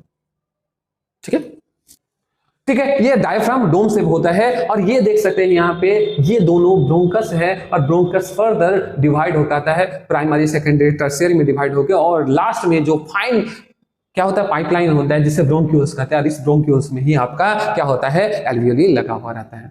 तो ये था आपका किसके बारे में, लंग के स्ट्रक्चर के बारे में। अब मैकेनिज्म के बारे में पढ़ते हैं, कैसे करके हम सांस लेते हैं, कैसे हम क्या करते हैं, सांस लेते हैं। ब्रीदिंग कैसे करते हैं, अपने से करते हैं। रात में सोए रहते हैं तो भी हम आराम से ब्रीद कर लेते हैं, कोई प्रॉब्लम ही नहीं होता है। सोचो कि अगर अपने से नहीं होता है, हमें करना पड़ता है, ऑटोमेटिकली नहीं होता है, अपने से करना पड़ता है। रात को अगर भूल गए तो पता चला कि हमें जहां ले जाना है वहां लेके चले जाते हैं। तो ऐसा नहीं है, ये नेचर ने इस तरह से किया कि रात को भी भाई तुम सो जाओ, कोई दिक्कत नहीं है, तुम भूल जाओ सांस लेना तो भी कोई दिक्कत नहीं है, ऑटोमेटिकली होते रहेगा। तो ये किसके वजह से हो पाया है, यहाँ पे जो ये डायाफ्राम है और यहाँ पे जो होता है आपका रिब्स जो होता है, इंटरकोस्टल मसल्स होता है इस जगह पे, इसी की वजह से हो पाता है। तो आगे देखते हैं इनहेलेशन का प्रोसेस कैसे होता है, कैसे हमारे अंदर सांस घुसता है। तो पता है बेटा, नॉर्मली डोम से दिखा रहता है, इस तरह से डायाफ्राम रहता है जो दिख रहा है, ये रिलैक्स कंडीशन में होता है। तो ये क्या करता है, जब नॉर्मल कंडीशन में रहेगा तो लंग्स को ये थोड़ा सा धक्का देके है ना, ये दबाते हैं। अब ये डोम शेप से फ्लैट होगा, क्या होगा, फ्लैट होगा, ये नीचे आएगा। तो ये नीचे आएगा तो इससे जुड़ा हुआ है, तो लंग्स का जो डायमीटर है या वॉल्यूम है वो बढ़ जाएगा, लंग्स का वॉल्यूम बढ़ जाएगा जब ये नीचे खींचेगा। तो जब मूव होता है डायफ्राम का, डोम शेप से फ्लैट होता है, ये कॉन्ट्रैक्ट करके फ्लैट होता है, तो वॉल्यूम किसका, लंग्स का बढ़ जाता है। जब लंग्स का वॉल्यूम इधर से डायफ्राम के इसके वजह से बढ़ा, और दूसरा क्या होता है कि रिब केज जो है ये भी सांस लेते हैं, इनहेलेशंस करते हैं, तो ये रिब केज भी आगे तरफ एक्सपांड होता है, दोनों तरफ फैलता है। ये क्या होता है, इस तरह से नॉर्मल था, सांस लेने के दौरान ये डायफ्राम इस तरह से नीचे तरफ खींचा और रिब केज भी आगे तरफ। तो क्या होता है, ये लंग्स का वॉल्यूम बढ़ जाता है, क्योंकि अब इसे करेंगे तो वॉल्यूम बढ़ जाएगा। तो वॉल्यूम बढ़ेगा तो अंदर एयर का प्रेशर घट जाएगा, और एयर का प्रेशर जब घट जाएगा तब बाहर ज्यादा प्रेशर है तो ये अंदर तरफ क्या होता है, हवा एंटर कर जाता है। तो इनहेलेशन मतलब अंदर हवा लेना। तो अंदर हवा लेना कैसे होता है, डायफ्राम के क्या होता है, फ्लैट होने की वजह से, कॉन्ट्रैक्ट होगा, फ्लैट होगा, रिब केज का एक्सपांड होगा, जिस वजह से वॉल्यूम बढ़ेगा, वॉल्यूम बढ़ा तो हवा एंटर करेगा। ठीक है, तो आते हैं अब क्या होता है एक्सलेशन में। एक्सलेशन में बाहर निकलता है, ब्रीदिंग को आउट करते हैं, हवा को बाहर, एयर को बाहर निकालेंगे। तो कैसे, अब ये फ्लैट होके था, अब ये रिलैक्स पोजीशन में होगा, कॉन्ट्रैक्ट करके फ्लैट हो गया था, अब ये फिर धीरे धीरे डोम शेप में आएगा, और रिब केज एक्सपांड होके था वो धीरे धीरे अपना नॉर्मल पोजीशन में आएगा। तो ये क्या करेगा, पुश करेगा, दबाएगा। तो दबाएगा तो जो वॉल्यूम था लंग्स का वो धीरे धीरे घटेगा, धीरे धीरे घटेगा तो अंदर प्रेशर क्रिएट होगा, प्रेशर क्रिएट होगा तो हवा बाहर निकल जाता है। तो इसे एक्सहेलेशन कहेंगे, या हम बोल सकते हैं ब्रीदिंग आउट कहेंगे, ऐसे। ठीक है, तो इसी तरह से ये हमारे अंदर ब्रीदिंग का मैकेनिज्म होता है। तो मैकेनिज्म के लिए सबसे इंपॉर्टेंट चीज है रिब केज का मूवमेंट और दूसरा डायफ्राम का मूवमेंट। इसी वजह से हम रात को सोते टाइम भी आराम से ब्रीथ कर लेते हैं। ठीक है, अब कैसे एक्सचेंज होता है, उसी टाइम हम बोले थे फिर से, एक्सचेंज ऑफ गैसेस। गैसेस कैसे एक्सचेंज होता है, कैसे आपका एल्वियोली और ब्लड में जाता है। तो ये सारा पार्शियल प्रेशर की वजह से होता है, जो क्लास 11th में पढ़ोगे बेटा। अभी क्लास 10th है और क्लास 10th में ज्यादा दिमाग में रहेगा नहीं, जितना नीड है उतना ही बता रहा हूं, है ना। तो पार्शियल प्रेशर की वजह से क्या होता है, तो प्रेशर ज्यादा होगा तो कम की ओर जाएगा, और जिधर कम होगा वो ज्यादा होगा, तो इधर कम होगा तो इधर होगा। तो यहाँ पे एल्वियोली में होता है गैस का एक्सचेंज, एल्वियोली और ब्लड वेसल्स के बीच में एक्सचेंज होता है किसका, एयर का। तो एयर में क्या होता है, ऑक्सीजन और कार्बन डाइऑक्साइड। तो एल्वियोली में किसका प्रेशर ज्यादा होगा, ऑक्सीजन का प्रेशर ज्यादा होगा, ये आप जान लीजिए, क्योंकि इन्वायरमेंट में ऑक्सीजन ज्यादा है तो एल्वियोली में ऑक्सीजन का प्रेशर ज्यादा होगा, और ब्लड में ऑक्सीजन का प्रेशर लो होगा, तो हाई से लो की ओर मूव करेगा ऑक्सीजन। उसी प्रकार एल्वियोली के पास ब्लड वेसल्स में क्या होता है, कार्बन डाइऑक्साइड का प्रेशर हाई रहता है और इधर प्रेशर कम रहता है, जिस वजह से कार्बन डाइऑक्साइड आपका ज्यादा से कम की ओर जाता है। तो एल्वियोली में इस तरह का गैसेस का एक्सचेंज होता है। लेकिन आपको पता है कि टिश्यू में भी होता है गैस का एक्सचेंज, सेल में जाता है। तो सेल में कार्बन डाइऑक्साइड का प्रेशर ज्यादा होता है, ब्लड में कम होता है। सेल के पास, किसमें, सेल के अंदर कार्बन डाइऑक्साइड वहां फॉर्मेशन हुआ तो वहां पे प्रेशर ज्यादा होगा, और ब्लड वेसल्स में कम होगा तो कार्बन डाइऑक्साइड ब्लड वेसल्स में आ जाता है। उसी प्रकार ऑक्सीजन का ब्लड वेसल्स में ज्यादा होता है, क्योंकि इधर से गया तो ऑक्सीजन का पार्शियल प्रेशर ब्लड वेसल्स में ज्यादा होता है, और सेल्स में कम तो ब्लड वेसल्स से वहां पे ट्रांसपोर्ट हो जाता है, एक्सचेंज हो जाता है या डिफ्यूज कर जाता है सेल में। तो समझ में आया। तो इस तरह से क्या होता है, एल्वियोली और आपका ब्लड वेसल्स के साथ, या सेल और आपका ब्लड वेसल्स के साथ। तो यहाँ पे ऑक्सीजन क्या है, ज्यादा है, तो ऑक्सीजन इधर आएगा। यहाँ पे कार्बन डाइऑक्साइड, सॉरी, यहाँ पे क्या होता है, ऑक्सीजन कम होता है, किसमें, सेल में। ये क्या है, सेल है, तो सेल में ऑक्सीजन का कम होता है, और ब्लड वेसल्स में क्या होता है, ऑक्सीजन ज्यादा होता है। तो ये ऑक्सीजन ज्यादा होने की वजह से इधर मूव करेगा, और यहाँ पे ऑक्सीजन का यूज करके क्या बनेगा, CO2। तो CO2 यहाँ पे प्रेशर ज्यादा होगा, और यहाँ पे ब्लड वेसल्स में CO2 आपका कम होता है, जिस वजह से ये इधर से इधर मूव होगा। तो ये सेल और ब्लड के द्वारा ट्रांसपोर्ट होते रहेगा। तो इस तरह से गैसेस एक्सचेंज होता है बेटा, ठीक है। अब आते हैं सेलुलर रेस्पिरेशन। रेस्पिरेशन सेल के अंदर होता है, तो कैसे होता है, तो उसी टाइम हम बताए थे, रेस्पिरेशन ब्रेक डाउन होता है ग्लूकोज का in the presence of oxygen. Oxygen के प्रेजेंस में ग्लूकोज का ब्रेक डाउन होता है, और इससे एनर्जी रिलीज होता है ना। लेकिन यहाँ पे आपका, है ना, बताइए, माइटोकॉन्ड्रिया चाहिए और साइटोप्लाज्म चाहिए, और इससे एटीपी रिलीज होता है। इसी को सेलुलर रेस्पिरेशन भी कहते हैं, सेल के अंदर हो रहा है इसलिए, ठीक है। अब आते हैं ब्रीदिंग रेट। हम जो सांस लेते हैं, तो एडल्ट में आपका 15 से 18 टाइम होता है प्रत्येक मिनट में, पर मिनट कितना, 18 से ये सांस लेते हैं और छोड़ते हैं, ब्रीदिंग रेट। और ये एक्सरसाइज में आपका इसका जो ब्रीदिंग रेट बढ़ जाता है, क्योंकि डिमांड ऑक्सीजन का उस टाइम ज्यादा होता है। इस वजह से ऑक्सीजन का डिमांड ज्यादा, तो प्रेशर क्या होता है, सॉरी, ये जो है ऑक्सीजन का इंटेक या ब्रीदिंग रेट भी इंक्रीज हो जाता है। तो ये हमारे ब्रेन का खेल है, ब्रेन से रेगुलेट होता है। ट्रांसपोर्टेशन होता क्या है बेटा, तो ट्रांसपोर्टेशन होता है एक जगह से कोई भी मॉलिक्यूल का या कोई भी पदार्थ का दूसरे जगह मूवमेंट या ले जाने के लिए। तो कहां से कहां तक होता है, तो देखो बेटा, हम पहले क्या बताएं, कि पहले बताए थे कि जो हमारी जो डाइजेस्टिव सिस्टम है, उसके द्वारा क्या बना, आपका ग्लूकोज या न्यूट्रिएंट्स जो है वो ब्लड में जाता है, और ब्लड से फिर उस जगह से अलग अलग सेल में पहुंचाने का कार्य। तो ये पहुंचते हैं जिसके माध्यम से, उसी को बोला जाता है, या जो जाने का प्रक्रिया है उसी को बोला जाता है ट्रांसपोर्टेशन बेटा, है ना। तो ट्रांसपोर्टेशन केवल न्यूट्रिशन का नहीं होता है, ऑक्सीजन और आपका कार्बन डाइऑक्साइड का भी होता है, या हार्मोन्स का भी। तो ट्रांसपोर्टेशन होने के लिए ट्रांसपोर्ट सिस्टम होने का जरूरत है। तो आते हैं प्लांट में कौन कौन सा ट्रांसपोर्ट सिस्टम होता है, और हमारे अंदर कौन कौन सा ट्रांसपोर्ट सिस्टम है, पढ़ाएं। तो ठीक है, आगे बढ़ते हैं। तो देखो यहाँ पे सबसे पहले प्लांट के बारे में। तो प्लांट में जो है ट्रांसपोर्टेशन जो होता है वो दो तरह का टिश्यू होता है, उसके माध्यम से होता है। एक होता है जाइलम और एक होता है फ्लोएम बेटा। तो जाइलम जो है ये आपका रूट से मिनरल्स और वाटर को लेता है, और वाटर और मिनरल्स को लेके ये जाइलम के द्वारा आपका पत्तियों तक भेजने का काम करता है, मतलब लिप्स पर भेजता है। और लिप्स में यहाँ पे फोटोसिंथेसिस होता है, और फोटोसिंथेसिस होके भोजन बनाने का काम करता है या फूड बनाने का कार्य करता है। तो ठीक है, तो यहाँ पे आपका क्या करता है, भोजन बनाता है। तो भोजन बनाने के लिए जो भी रिक्वायरमेंट न्यूट्रिएंट्स है ये कहां से लेता है, तो ये रूट के द्वारा। तो रूट से यहां तक पत्तियों तक जो जाता है जो मिनरल्स और वाटर, वो जाइलम के द्वारा जाता है। लेकिन पता है बेटा, ये जाइलम जो है ये एक ही डायरेक्शन में फ्लो करता है या ट्रांसपोर्ट करता है, ये अपवर्ड डायरेक्शन में ही भेजता है, ये नीचे से ऊपर ही भेजेगा, ये यूनिडायरेक्शनल मूव करता है या ट्रांसपोर्ट करता है। ठीक है, तो जाइलम इसके द्वारा, तो जाइलम के द्वारा तो जाता है। यहाँ जाइलम एक पाइप के जैसा है समझते हैं, लेकिन ये जाएगा इतना ऊंचाई तक कैसे चढ़ेगा। आप लोग जानते हैं कि हमारे अंदर हार्ट होता है, ये हार्ट क्या करता है, पंप करता है और पूरा शरीर में ब्लड का ट्रांसपोर्ट होता है, या हम बोल सकते हैं जो भी चीजें चाहिए ब्लड के माध्यम से ट्रांसपोर्ट होता है। लेकिन वो भेजने के लिए, पंप करने के लिए पंपिंग ऑर्गन होता है, लेकिन प्लांट में नहीं होता बेटा। तो प्लांट में कैसे पत्तियों तक जाता होगा, तो पता है इसमें ट्रांसपिरेशन होता है, जिसे हिंदी में कहा जाता है वाष्पोत्सर्जन। तो ट्रांसपिरेशन जब होता है तो क्या होता है, तो ट्रांसपिरेशन पहले समझ जाते हैं फिर जाके। तो ट्रांसपिरेशन होता है लिप्स की स्टोमेटा के द्वारा वाटर का, है ना, किसी वेपर के द्वारा बाहर निकलने की जो प्रोसेस है उसे कहा जाता है। ठीक है, तो ये है। तो अब ट्रांसपिरेशन जो हो रहा है, तो ट्रांसपिरेशन से ये ट्रांसपोर्ट कैसे होता होगा, तो पता है बेटा, ट्रांसपिरेशन होगा तो वाटर लॉस होगा, तो वाटर लॉस होगा तो ये एक ट्रांसपिरेशन पुल क्रिएट करेगा, खिंचाव मैंने क्रिएट करेगा, जिस वजह से वाटर यहाँ पे आता है और ये पाइप के माध्यम से जाइलम के द्वारा पत्तियों तक पहुंचता है। अब यहां तो पहुंच गया, खाना बन गया। अब ये खाना अलग अलग जगह पे जाएगा, है ना, तो ये मल्टी डायरेक्शन में फ्लोएम का ट्रांसपोर्ट जो करता है, फ्लोएम वो मल्टी डायरेक्शन में करता है, ये अलग अलग दिशा में अलग अलग टिश्यू में भेजने का काम करता है। तो ये फ्लोएम करता है बेटा। फ्लोएम क्या करता है, बना हुआ भोजन या ग्लूकोज को अलग अलग टिश्यू तक या सेल पर भेजने का काम करता है ना। तो ये था आपका किसके, प्लांट में ट्रांसपोर्टेशन।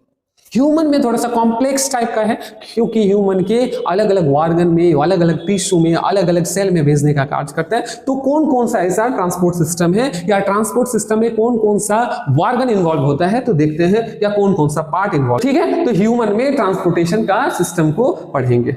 तो सबसे पहले आते हैं, ह्यूमन ट्रांसपोर्ट सिस्टम जो है ये 3 चीज से मिलकर बना हुआ है। एक होता है आपका ब्लड, क्या है, ब्लड होता है। दूसरा होता है आपका हार्ट, है ना, और तीसरा होता है आपका ब्लड वेसल्स, ब्लड वेसल्स, है ना।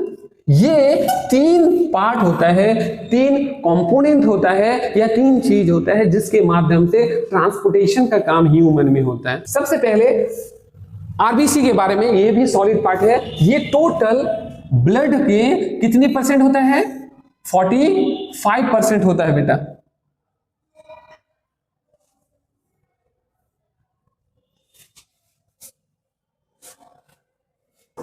ये टोटल ब्लड के 45% होता है बेटा। और इसमें आपका हीमोग्लोबिन होता है आरबीसी में। क्या होता है, आरबीसी में हीमोग्लोबिन होता है, और ये हीमोग्लोबिन के कारण आरबीसी रेड कलर का दिखता है। ठीक है, तो आते हैं आरबीसी। आरबीसी का फुल फॉर्म होता है रेड ब्लड सेल। ये रेड होता है किसके वजह से, हीमोग्लोबिन के कारण। और आरबीसी का दूसरा नाम होता है बेटा इरिथ्रोसाइट, इरिथ्रोसाइट्स के नाम से भी जाना जाता है। तो आते हैं, ये हीमोग्लोबिन जो है ये रेड होता है कलर, लेकिन हीमोग्लोबिन का काम क्या होता है, तो ये आपका प्रोटीन है, ये है ना, कंपाउंड प्रोटीन है। और ये हीमोग्लोबिन आपका ऑक्सीजन को बाइंड करने का काम करता है, ऑक्सीजन को कैरी करेगा, तो ये बाइंड होगा, इसमें हीमोग्लोबिन में बाइंड होगा, और जाके ये ऑक्सीजन आरबीसी के द्वारा एक जगह से दूसरे जगह चला जाता है। ठीक है, इसमें कोई न्यूक्लियस नहीं होता है, आरबीसी में न्यूक्लियस नहीं होता है, बिना न्यूक्लियस। केवल आरबीसी नहीं, प्लांट सेल के सीव ट्यूब में भी आरबीसी में, सीव ट्यूब में भी न्यूक्लियस नहीं होता है। यहां पे भी न्यूक्लियस नहीं है। तो न्यूक्लियस क्यों नहीं है, तो देखो बेटा, आरबीसी का मेन काम होता है आपका ऑक्सीजन को ले जाना। अगर यहाँ पे न्यूक्लियस होता तो ये जगह लेता है, और जगह लेने की वजह से जो ऑक्सीजन है वो ज्यादा से ज्यादा क्या नहीं होता है, कंबाइंड हो नहीं पाता है और ट्रांसपोर्ट हो नहीं पाता। इसलिए नेचर ने आरबीसी में न्यूक्लियस नहीं दिया है। अब आते हैं, ये आरबीसी आपका बनने के बाद 120 दिन तक ही जीवित रहता है, लेकिन बनता कहाँ है, तो बनता है बोन मैरो में, और ये बनने के बाद 120 दिन तक ही बचेगा। इसीलिए बेटा आप लोग हो सके तो ब्लड को डोनेट कीजिए, क्योंकि डोनेट कीजिएगा तो वो ब्लड बन जाएगा आपका, है ना। तो आपके ब्लड की वजह से किसी का जान बच भी सकता है। तो चलते हैं आगे, है ना। कैसा दिखाई देता है, तो आप लोग को पहले ही बोले थे कि ये बाइकॉन्केव दिखता है, इरिथ्रोसाइट जो है बटन के जैसा दिखता है। बटन का जो शेप होता है बीच में चिपका हुआ और दोनों साइड फुला हुआ रहता है, तो ये गोल जैसा बाइकॉन्केव स्ट्रक्चर का या शेप का होता है ना। अब आते हैं ये इसका कार्य, तो आप लोग को पता है इसका काम होता है ऑक्सीजन को ले जाने का कार्य करता है। क्या करता है, ऑक्सीजन का। ज्यादातर ऑक्सीजन आरबीसी के द्वारा ही जाता है, और कम मात्रा में कार्बन डाइऑक्साइड का ट्रांसपोर्ट आरबीसी के माध्यम से होता है। तो आरबीसी के माध्यम से कम मात्रा में कार्बन डाइऑक्साइड ट्रांसपोर्ट होता है, तो बाकी कार्बन डाइऑक्साइड किसके माध्यम से होता है, तो आगे बताएंगे, ठीक है। तो ये था आपका आरबीसी के बारे में। तो आगे बढ़ते हैं, अब है आपका डब्ल्यूबीसी। डब्ल्यूबीसी मतलब क्या होता है, व्हाइट ब्लड सेल। व्हाइट, इसमें कलर नहीं होता है, श्वेत रक्तकण भी बोला जाता है हिंदी में। और ये आरबीसी को दूसरा नाम होता है ल्यूकोसाइट। क्या कहा जाता है, ल्यूकोसाइट। और ये टोटल आरबीसी का 1% होता है, सॉरी टोटल ब्लड का 1% होता है इसका अमाउंट। और दूसरी बात है इसमें न्यूक्लियस होता है। न्यूक्लियस होने की वजह से बेटा ये जो है आपका अलग अलग टाइप का होता है। इसके न्यूक्लियस के प्रेजेंस की वजह से इसका जो है अलग अलग टाइप के ये होते हैं, है ना। न्यूट्रोफिल्स, लिम्फोसाइट, मोनोसाइट, इओसिनोफिल, वैसोफिल, ये जो है आपका डब्ल्यूबीसी का टाइप है। और ये न्यूक्लियस के प्रेजेंस की वजह से इतना टाइप है। और ये जो है डब्ल्यूबीसी है, ये अलग अलग कार्य भी करता है ना। तो क्या क्या कार्य करता है, तो न्यूट्रोफिल्स ये डिस्ट्रॉय करता है बैक्टीरिया का। आपका लिम्फोसाइट ये इम्यूनिटी के लिए रिस्पॉन्सिबल है। लिम्फोसाइट आप लोग को पता है दो प्रकार के हैं, टी लिम्फोसाइट और बी लिम्फोसाइट। टी लिम्फोसाइट जो है ये बनता है बोन मैरो में, बी लिम्फोसाइट भी बोन मैरो में बनता है। लेकिन टी लिम्फोसाइट ये थाइमस में जाके मैच्योर होता है, बड़ा होता है। पैदा तो आपका बोन मैरो करता है, लेकिन मैच्योर जाके होता है आपका थाइमस में, इस वजह से इसे टी लिम्फोसाइट के नाम से जाना जाता है। बी लिम्फोसाइट ये बनता भी है आपका कहाँ पे, बोन मैरो में, और मैच्योर भी वहीं पे होता है। और बी लिम्फोसाइट ये एंटीबॉडी बनाने का काम करता है।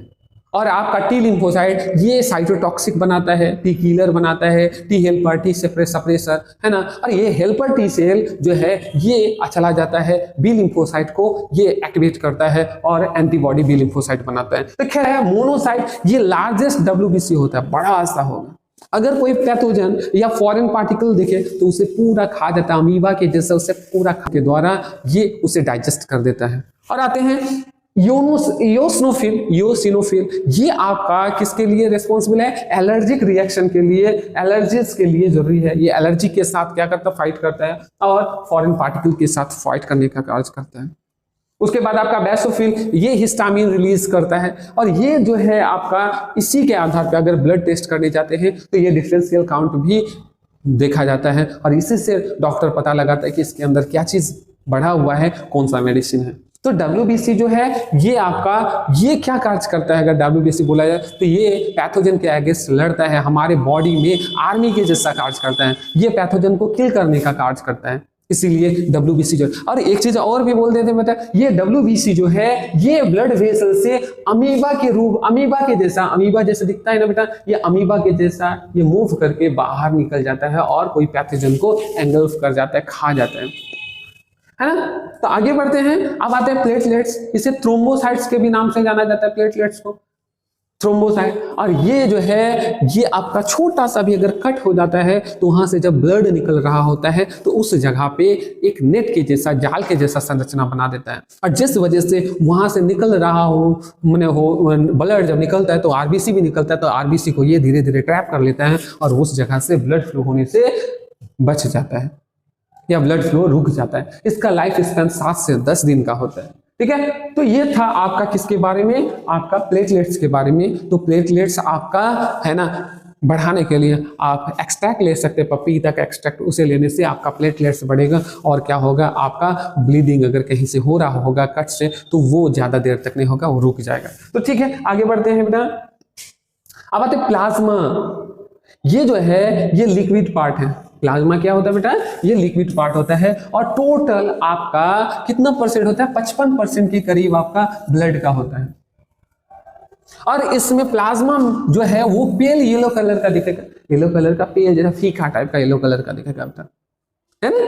तो ये आते हैं, अब प्लाज्मा में कितना परसेंट वाटर होता है, तो 90 से 92% क्या होता है आपका, वाटर होता है बेटा। 90 से 92% क्या होता है, वाटर होता है।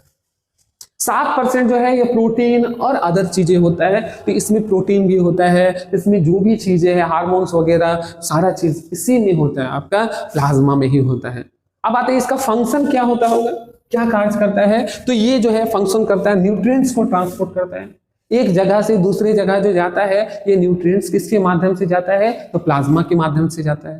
कार्बन डाइऑक्साइड का भी ट्रांसपोर्ट, कार्बन डाइऑक्साइड ये जब आता है निकलता है टिश्यू से, तो जैसे ही प्लाज्मा में होता है तो ये बाइकार्बोनेट के रूप में चेंज हो जाता है। ये बाइकार्बोनेट के रूप में ही आपका चला जाता है किसमें, लंग्स के पास, एल्वेओली के पास जाता है। तो बाइकार्बोनेट के रूप में ट्रांसपोर्ट कौन करता है, आपका प्लाज्मा करता है बेटा, किसका, कार्बन डाइऑक्साइड का। दूसरा क्या करता है, ये हार्मोन का ट्रांसफर, हार्मोन से है आपका, तो एक जगह से दूसरा, क्योंकि हार्मोन जो होता है वो डकलेस होता है, इसके पास खुद का पाइप नहीं होता है, और ये हार्मोन एक जगह निकलता है, इसका फंक्शन एक दूसरी जगह होता है। तो यहाँ से दूसरी जगह का जो ट्रांसपोर्टेशन है वो किसके माध्यम से होता है, तो ये आपका किसके, ब्लड के माध्यम से, प्लाज्मा के माध्यम से होता है।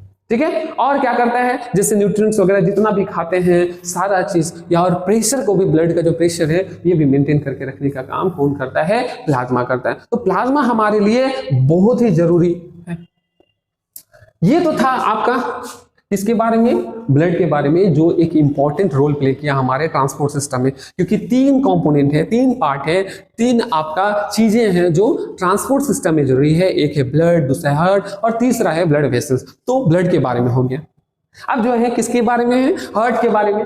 ये हार्ट बहुत सुंदर होता है ना, इसे दिल के नाम से भी जाता है, और दिल को तंदुरुस्त रखना भी चाहिए, क्योंकि ये जो दिल एक बार अगर खराब हो जाए, टूट जाए, तो फिर वो बनता नहीं है, क्योंकि ये कार्डियक मसल से बना हुआ होता है, और कार्डियक मसल जो होता है रीजनरेट नहीं करता है। अगर थोड़ा सा भी हार्ट का कोई टिश्यू या सेल, हार्ट का सेल डैमेज हो, तो वो दूसरी बार बनता नहीं। इस वजह से अपना नाजुक सा हार्ट को आप देख रेख कीजिए और उसका ध्यान रखें, है ना। तो हार्ट जो है ये क्या है, मस्कुलर मायोजेनिक ऑर्गन होता है, और पंपिंग का कार्य करता है। मायोजेनिक क्या है, तो देखिए जो न्यूरॉन से कोई चीज का कंडक्शन हो, इंपल्स का, जैसे ब्रेन से और न्यूरॉन से, तो ये न्यूरोजेनिक बोला जाता है। लेकिन हमारा जो हार्ट है ये ब्रेन से नहीं, यहाँ ही होता है, जो पंप करता है, हार्ट बीट स्टार्ट होता है, इंपल्स जनरेट होता है, और जिसके वजह से हार्ट बीट धक धक धक धक धक धक करता है। तो ये ब्रेन से नहीं, यहीं पे एक नोड होता है जिसे एसे नोड या पेस मेकर बोला जाता है, उसके माध्यम से इंपल्स बनता है, जिस वजह से हार्ट का बीट होता है।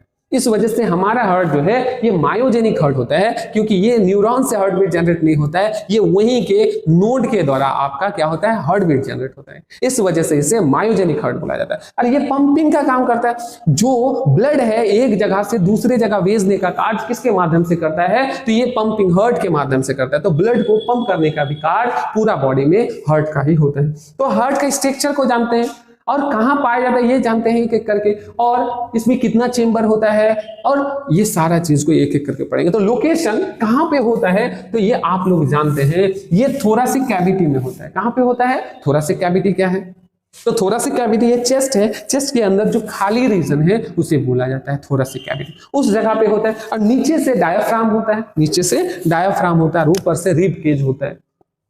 तो ठीक है, तो यहां पे आते हैं, तो ये 2 लंग्स के बीच पाया जाता है। 2 लंग्स, ये लंग्स है ना, ये लंग्स है, और लंग्स के दोनों लंग्स के बीच पाया जाता है। लेकिन इस लंग्स में थोड़ा सा इस तरह से नोच के जैसा होता है, क्योंकि यहाँ पे आपका हार्ट होता है। तो 2 लंग्स के बीच थोड़ा सा लेफ्ट साइड में टिल्टेड होता है, और लेफ्ट साइड में जो आपका लंग्स है उसमें कार्डियक नोच होता है, क्योंकि वहां पे हार्ट सिचुएटेड होता है। जो हार्ट है, अब आते हैं, ये हार्ट आपका है ना, इसमें क्या है कि 2 कवर होता है ना।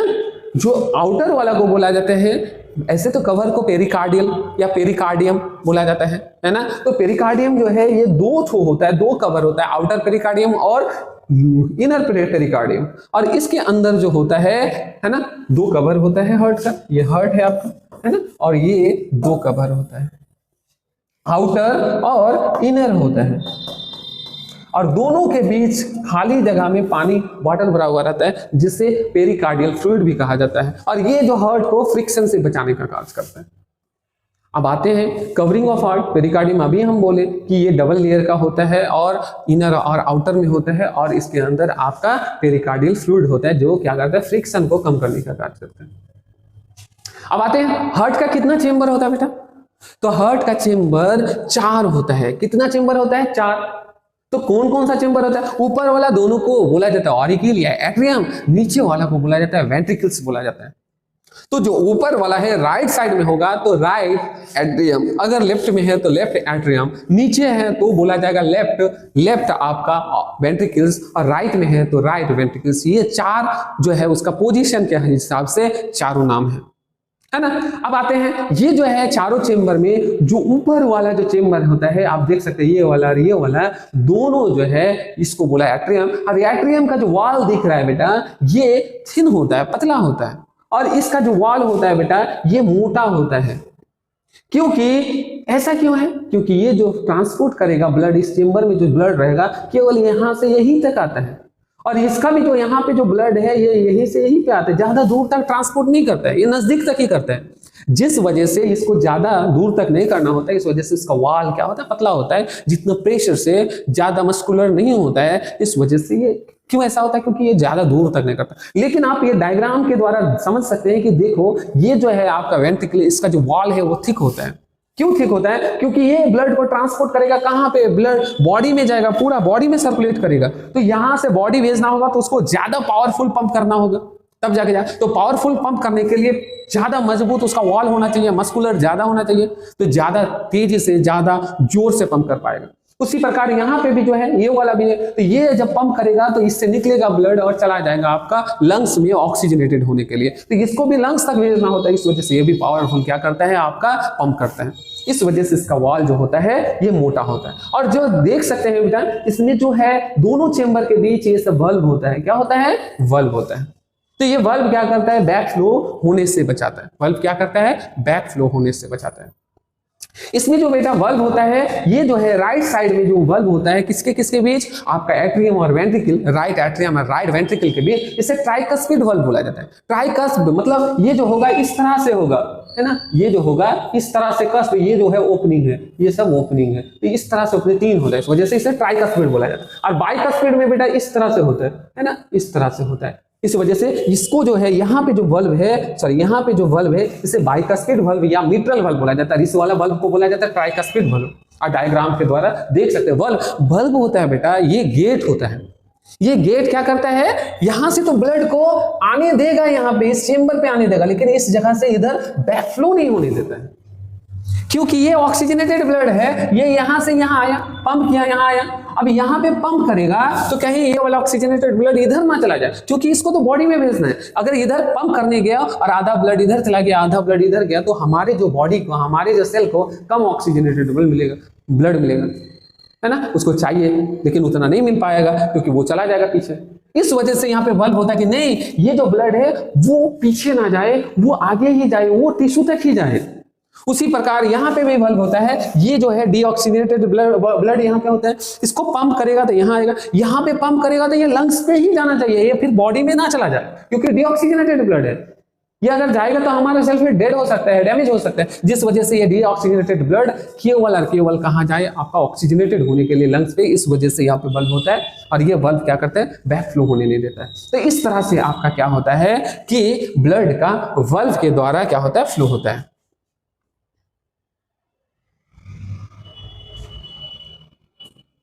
अब आते हैं कंडक्टिंग सिस्टम। जो है यहाँ पे जो है आपका ब्लड जो कंडक्ट होता है, ये ब्लड जो जाता है, हार्ट जो बीट करता है, तो ये किसके वजह से, हार्ट के पंपिंग के वजह से। ये पंप होगा तब जाके हार्ट क्या होगा, ये पंपिंग होगा तब जाके ब्लड क्या होगा, पूरा बॉडी में जाएगा बेटा। अब एक बात बताओ, तो इसे पंप करने के लिए कुछ तो होना चाहिए, और हम पहले ही बोले ये मायोजेनिक हार्ट होता है, ब्रेन से कोई ये इसका बीट को कंट्रोल नहीं किया जाता है। बीट बढ़ेगा कम होगा वो तो है, लेकिन वो जो बीट हो रहा है धक धक, वो आपका ब्रेन से नहीं होता है, वो क्या होता है, वहीं पे एक नोड होता है, जो इस नोड से होता है, नोडल सिस्टम बोला जाता है, जिसके वजह से ही ये क्या होता है, पंप होता है या हार्ट बीट का जनरेशन होता है। तो आते हैं ये मायोजेनिक हार्ट, ठीक है। अब आते हैं यहाँ पे कौन कौन सा ऐसा कंडक्टिंग सिस्टम है जिसकी वजह से क्या होता है, हार्ट में बीट क्रिएट होता है। तो इसमें आपका 4 प्रकार का चीज है। एस ए नोड, उसके बाद होता है ए भी नोड, फिर होता है बंडल ऑफ हीस, और ये होता है आपका तुम्हारा प्रोकेंजी फाइबर। ये चारों चीज की वजह से ही आपका क्या होता है, इंपल्स बनता है और पंपिंग होता है या पीच क्रिएट होता है। तो ऐसे नोड जिसे पेस मेकर भी कहा जाता है, यहां पे देख सकते हैं डायग्राम में पेस मेकर, ये इंपल्स जनरेट करेगा, ये इंपल्स यहां पे आता है, तो यहां पे जनरेट हुआ, यहां पे आया, ये दोनों को पंप किया, यहां से ब्लड आया, फिर यहां से पंप करेगा, है ना, सॉरी, यहां से फिर क्या इंपल्स जनरेट होगा, और ये आगे क्या बंडल ऑफ हीस के द्वारा पुरकेंजी फाइबर तक फैलाता है, और एकदम पूरा मजबूती के साथ क्या होता है, ये इंपल्स जनरेट होता है और बीट क्रिएट कराता है, पंप क्रिएट कराता है, जिस वजह से ब्लड हमारे पूरा बॉडी में क्या होता है, सर्कुलेट होता है। तो ये जो है कितने प्रकार के नोड होता है, नोड आपका एसी नोड एक होता है एवी नोड होता है, उसके बाद क्या होता है बंडल ऑफ हीस, और क्या होता है प्रोकेंजी फाइबर जो पूरा इसमें फैला हुआ रहता है। ये जो है इसके माध्यम से बीट क्रिएट होता है। तो ऐसे नोड को साइनो एट्रियल नोड या साइनो ऑरिकुलर नोड भी कहा जाता है, और इसका दूसरा नाम पेस मेकर भी कहा जाता है बेटा। दूसरा क्या है, ये आपका ए भी नोड, एट्रियोवेंट्रिकुलर नोड, ए भी, ए से एट्रियोवेंट्रिकुलर नोड, ये जंक्शन में होता है, इस वजह से बोला जाता है एट्रियोवेंट्रिकुलर नोड, ठीक है। उसके बाद ये स्लो इंपल्स जनरेट करता है, क्योंकि यहां से आया फिर यहां से इंपल्स जनरेट, लेकिन ज्यादा पावरफुल जनरेट यहां से होगा और ये डिस्ट्रीब्यूट किएगा, इसका इंपल्स और यहां पे फिर से ये क्रिएट करेगा, तो ज्यादा हो गया ना दोनों मिला के, फिर आगे जाएगा, इस तरह से फैलता है। फिर पुरकेंजी फाइबर और बंडल ऑफ हीस जो है इसके माध्यम से तो वेंट्रिकल कॉन्ट्रैक्शन करता है, जिससे क्या होता है पूरा बॉडी में फैलता है बेटा। तो ये था नोडल सिस्टम या कंडक्टिंग सिस्टम था, जिसके वजह से बीट क्रिएट हो रहा था, ठीक है। तो आते हैं यहां पे डबल सर्कुलेशन, ये तो है कंडक्टिंग भी हो गया, चेंबर भी हो गया, लेकिन सर्कुलेट कैसे होता है बॉडी में, तो पता है बेटा हमारे जो सर्कुलेटरी सिस्टम है ये डबल सर्कुलेशन करता है, क्योंकि हमारे पास 4 चेंबर है, और डबल सर्कुलेशन किसको कहते हैं, तो एक सर्किल कंप्लीट होने के दौरान जो ब्लड है 2 बार हार्ट से होके पास होता है, जिस वजह से इसे डबल सर्कुलेशन के नाम से जाना जाता है। तो देखो यहाँ पे पहले लंग से ऑक्सीजनेटेड हुआ, कहां से हुआ, लंग से ऑक्सीजनेटेड हुआ ब्लड यहां से मूव हुआ कहां पे आया, आपका आ गया ऑरिकल्स में आ गया, एट्रियम में आ गया, एट्रियम से फिर वेंट्रिकल, तो अभी अंदर ये एक बार अंदर घुसा तो अंदर ये, फिर जाके ये निकला, फिर जाके ये निकल के चला गया कहां पे, टिश्यू पे, हमारे बॉडी में सप्लाई दे दिया, पंप किया, मतलब यहां से लंग से होते हुए आया हार्ट में, हार्ट पंप किया तो कहां चला गया, ये पूरा बॉडी में, तो एक बार अंदर गया और उसे फिर पंप करके निकाल दिया, ये चला गया पूरा शरीर में टिश्यू से यूज कर लिया, फिर क्या किस में बदल गया, डीऑक्सीजनेटेड ब्लड में बदल गया, ये डीऑक्सीजनेटेड ब्लड फिर कहां आया, लंग्स के एक चेंबर में आया, फिर पंप किया दूसरे चेंबर में आया, फिर से पंप किया तो ये आपका चला गया फिर से यहां पे। तो देखो एक बार यहां से गया, एक बार अंदर गया, फिर निकल गया, फिर जाके दूसरा बार अंदर घुसा, फिर जाके निकला, तो देखो एक सर्किल कंप्लीट होने के दौरान 2 बार ब्लड का फ्लो होता है हार्ट से होते हुए, इस वजह से बोला जाता है डबल सर्कुलेशन। और डबल सर्कुलेशन में 2 सर्कुलेशन, पल्मोनरी सर्कुलेशन और सिस्टमिक सर्कुलेशन होता है। सिस्टमिक सर्कुलेशन उस सर्कुलेशन को कहा जाता है जो सर्कुलेशन बॉडी और हार्ट के बीच होता है, पल्मोनरी सर्कुलेशन उसे कहा जाता है हार्ट और किसके बीच, लंग्स के बीच में जो सर्कुलेशन होता है उसे बोला जाता है पल्मोनरी सर्कुलेशन। तो ये 2 था आपका सर्कुलेशन, हमारा जो है डबल सर्कुलेशन होता है। फिश में क्या होता है, सिंगल सर्कुलेशन होता है, और फिश में जो होता है वो वेनस हार्ट होता है, क्योंकि फिश का जो हार्ट होता है केवल डीऑक्सीजनेटेड ब्लड को ही पंप करता है, लेकिन हमारे जो हार्ट है ये डीऑक्सीजनेटेड ब्लड और ऑक्सीजनेटेड ब्लड दोनों प्रकार का क्या करता है, आपका ब्लड को ट्रांसपोर्ट करता है या पंप करने का कार्य करता है। लेकिन फिश का हार्ट वेनस हार्ट इसलिए कहा जाता है क्योंकि डीऑक्सीजनेटेड ब्लड को ही पंप करता है, ऑक्सीजनेटेड ब्लड कभी भी उसके अंदर घुसता नहीं है, ठीक है।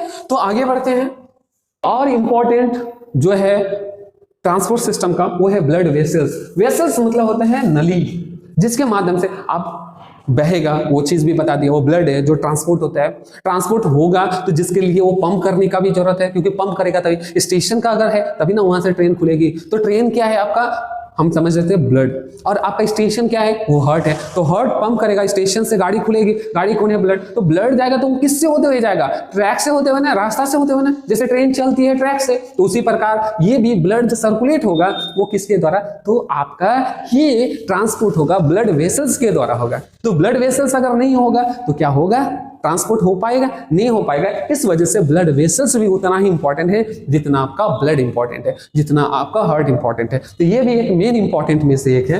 तो आते हैं यहाँ पे, तो जो ब्लड वेसल्स है ये 3 प्रकार के होते हैं। कितने प्रकार के? 3 प्रकार के होते हैं। आर्टरीज होता है ना, उसके बाद वेन होता है, क्या होता है? कैपिलरीज होता है। ये जो है ये 3 चीज से मिलकर ब्लड वेसल्स बना हुआ होता है। तो हम एक एक करके पढ़ेंगे। तो सबसे पहले बेटा हम पढ़ेंगे आर्टरीज के बारे में। आर्टरीज को बोला जाता है धमनी। और ये जो है धमनी, ये केवल और केवल आपका ऑक्सीजनेटेड ब्लड को ट्रांसपोर्ट करता है। ये हार्ट से अवे लेके जाता है, दूर लेके जाता है। कहां लेके जाता है? टिश्यू तक लेके जाता है, ऑर्गन तक लेके जाता है, आपका सेल तक ले जाने का काम करता है। किसको? ऑक्सीजनेटेड ब्लड को लेके जाने का कार्य करता है ना। तो ये ऑक्सीजनेटेड ब्लड का काम करता है ले जाने का। और ये जो है बेटा, ये एक्सेप्शन भी एक है। ऑक्सीजनेटेड ब्लड को तो ट्रांसपोर्ट करता है, लेकिन एक जगह ऐसा है आर्टरी, वो क्या करता है? डीऑक्सीजनेटेड ब्लड को भी ट्रांसपोर्ट करता है। उसका नाम होता है पल्मोनरी आर्टरी। ये डीऑक्सीजनेटेड ब्लड को हार्ट से लेकर आपका कहां लेके जाता है? आपका लेके जाता है लंग्स तक लेके जाता है। तो ये आपका क्यों ऐसा होता है? वहां पे आपका हार्ट जो है, हार्ट से आपका लंग्स तक जो लेके जाता है वो आपका, है ना। क्यों आर्टरी लगा होता है? पल्मोनरी आर्टरी ही क्यों होता है? ये पल्मोनरी वेन होना चाहिए। तो देखो बेटा आगे हम बताएंगे, जो आर्टरी में क्या नहीं होता है? वल्व नहीं होता है। आर्टरी में वल्व नहीं होता है। और दूसरा एक चीज होता है, आर्टरी का जो दीवार होता है वो मोटा होता है। तो पंप यहाँ पे करेगा तो डायरेक्टली ना ब्लड यहाँ पे आएगा, तो ये प्रेशर से आएगा। अगर वेन का वॉल पतला होता है तो फटने का चांस रहेगा। जिस वजह से यहाँ पे आर्टरी दिया जाता है, या नेचर ने यहाँ पे आर्टरी लगाया कि नहीं, यहाँ पे मजबूत पाइप होना चाहिए, ना कि कमजोर पाइप। क्योंकि हार्ट पंप करेगा तो डायरेक्टली यहाँ से यहाँ जाएगा, है ना। और देखो यहाँ पे क्या होता है, ये वेन है, तो यहां से यहां जाएगा तो देखो कितना स्लो हो जाएगा। पंप करेगा तो डायरेक्टली किस में लगेगा? यहाँ पे चोट लगेगा। धीरे धीरे यहाँ आएगा, यहाँ आते आते ब्लड का प्रेशर स्लो हो जाएगा। इस वजह से यहाँ पे कमजोर होता है। लेकिन जो डायरेक्टली हार्ट से कनेक्टेड रहता है, जहाँ पे डायरेक्ट जाएगा वहां पे मजबूत दीवार होता है। तो आगे हम बताएंगे ये चीज। तो ये चीज जान लो बेटा कि पल्मोनरी जो आर्टरी होता है, पल्मोनरी आर्टरी ये डीऑक्सीजनेटेड ब्लड को लेकर जाता है, CO2 वाला ब्लड को लेकर जाता है। बाद बाकी जितना भी आर्टरी है वो केवल ऑक्सीजनेटेड ब्लड को लेकर जाता है। ये ध्यान में रखना है ना। तो आते हैं यहाँ पे कैसा होता है, ये थिक वाल होता है। जो आर्टरी है इसका वाल जो है थिक होगा, थिक वाल होगा, और लूमेन इसका क्या होगा? छोटा होगा। लेकिन जो वेन है इसका जो वाल है वो पतला होता है। क्या होता है? पतला होता है। क्यों होता है पहले ही बोल दिया। देखो यहाँ पे डायग्राम में समझ सकते हो कि हार्ट पंप करेगा तो यहाँ से यहाँ, तो चोट ज्यादा यहाँ पे लगेगा, और फिर यहाँ बॉडी में जाएगा, सेल में, फिर जाके यहाँ आएगा, तो यहाँ आते आते स्लो हो जाएगा, तो प्रेशर यहाँ पे कम होगा। तो इस वजह से इसका जो वाल होता है वो पतला होता है वेन का, और ऑक्सीजनेटेड ब्लड लेके जाता है तो हार्ट पंप करेगा तो डायरेक्टली यहाँ पे आएगा। इस वजह से इसका जो वाल होता है उसका थिकनिंग ज्यादा होता है, थिकनेस ज्यादा होता है। और इलास्टिक भी होगा, क्योंकि ये पंप करेगा ज्यादा। अगर सो इलास्टिक नहीं होता तो ये टूट सकता है, ब्लड वेसल्स टूट सकता है, आर्टरी टूटेगा तो ब्लड लीकेज होगा, तो फिर प्रॉब्लम होगा। इस वजह से इसने इलास्टिसिटी दिया है कि नहीं, प्रेशर अगर ज्यादा भी आ जाए तो वो क्या कि इलास्टिक नेचर की वजह से उस चीज प्रेशर को झेल ले, इस वजह से इलास्टिक होता है।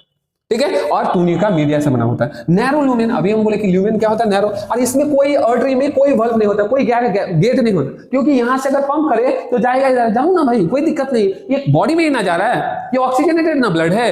ऑक्सीजनेटेड ब्लड तो हमारे बॉडी को चाहिए। अगर गेट कर देंगे तो फिर ठहर के जाएगा, नहीं, सप्लाई तो हमें चाहिए। इस वजह से इसमें गेट नहीं होता है, इसमें कोई वल्व नहीं होता है। अब आते हैं वेन के बारे में।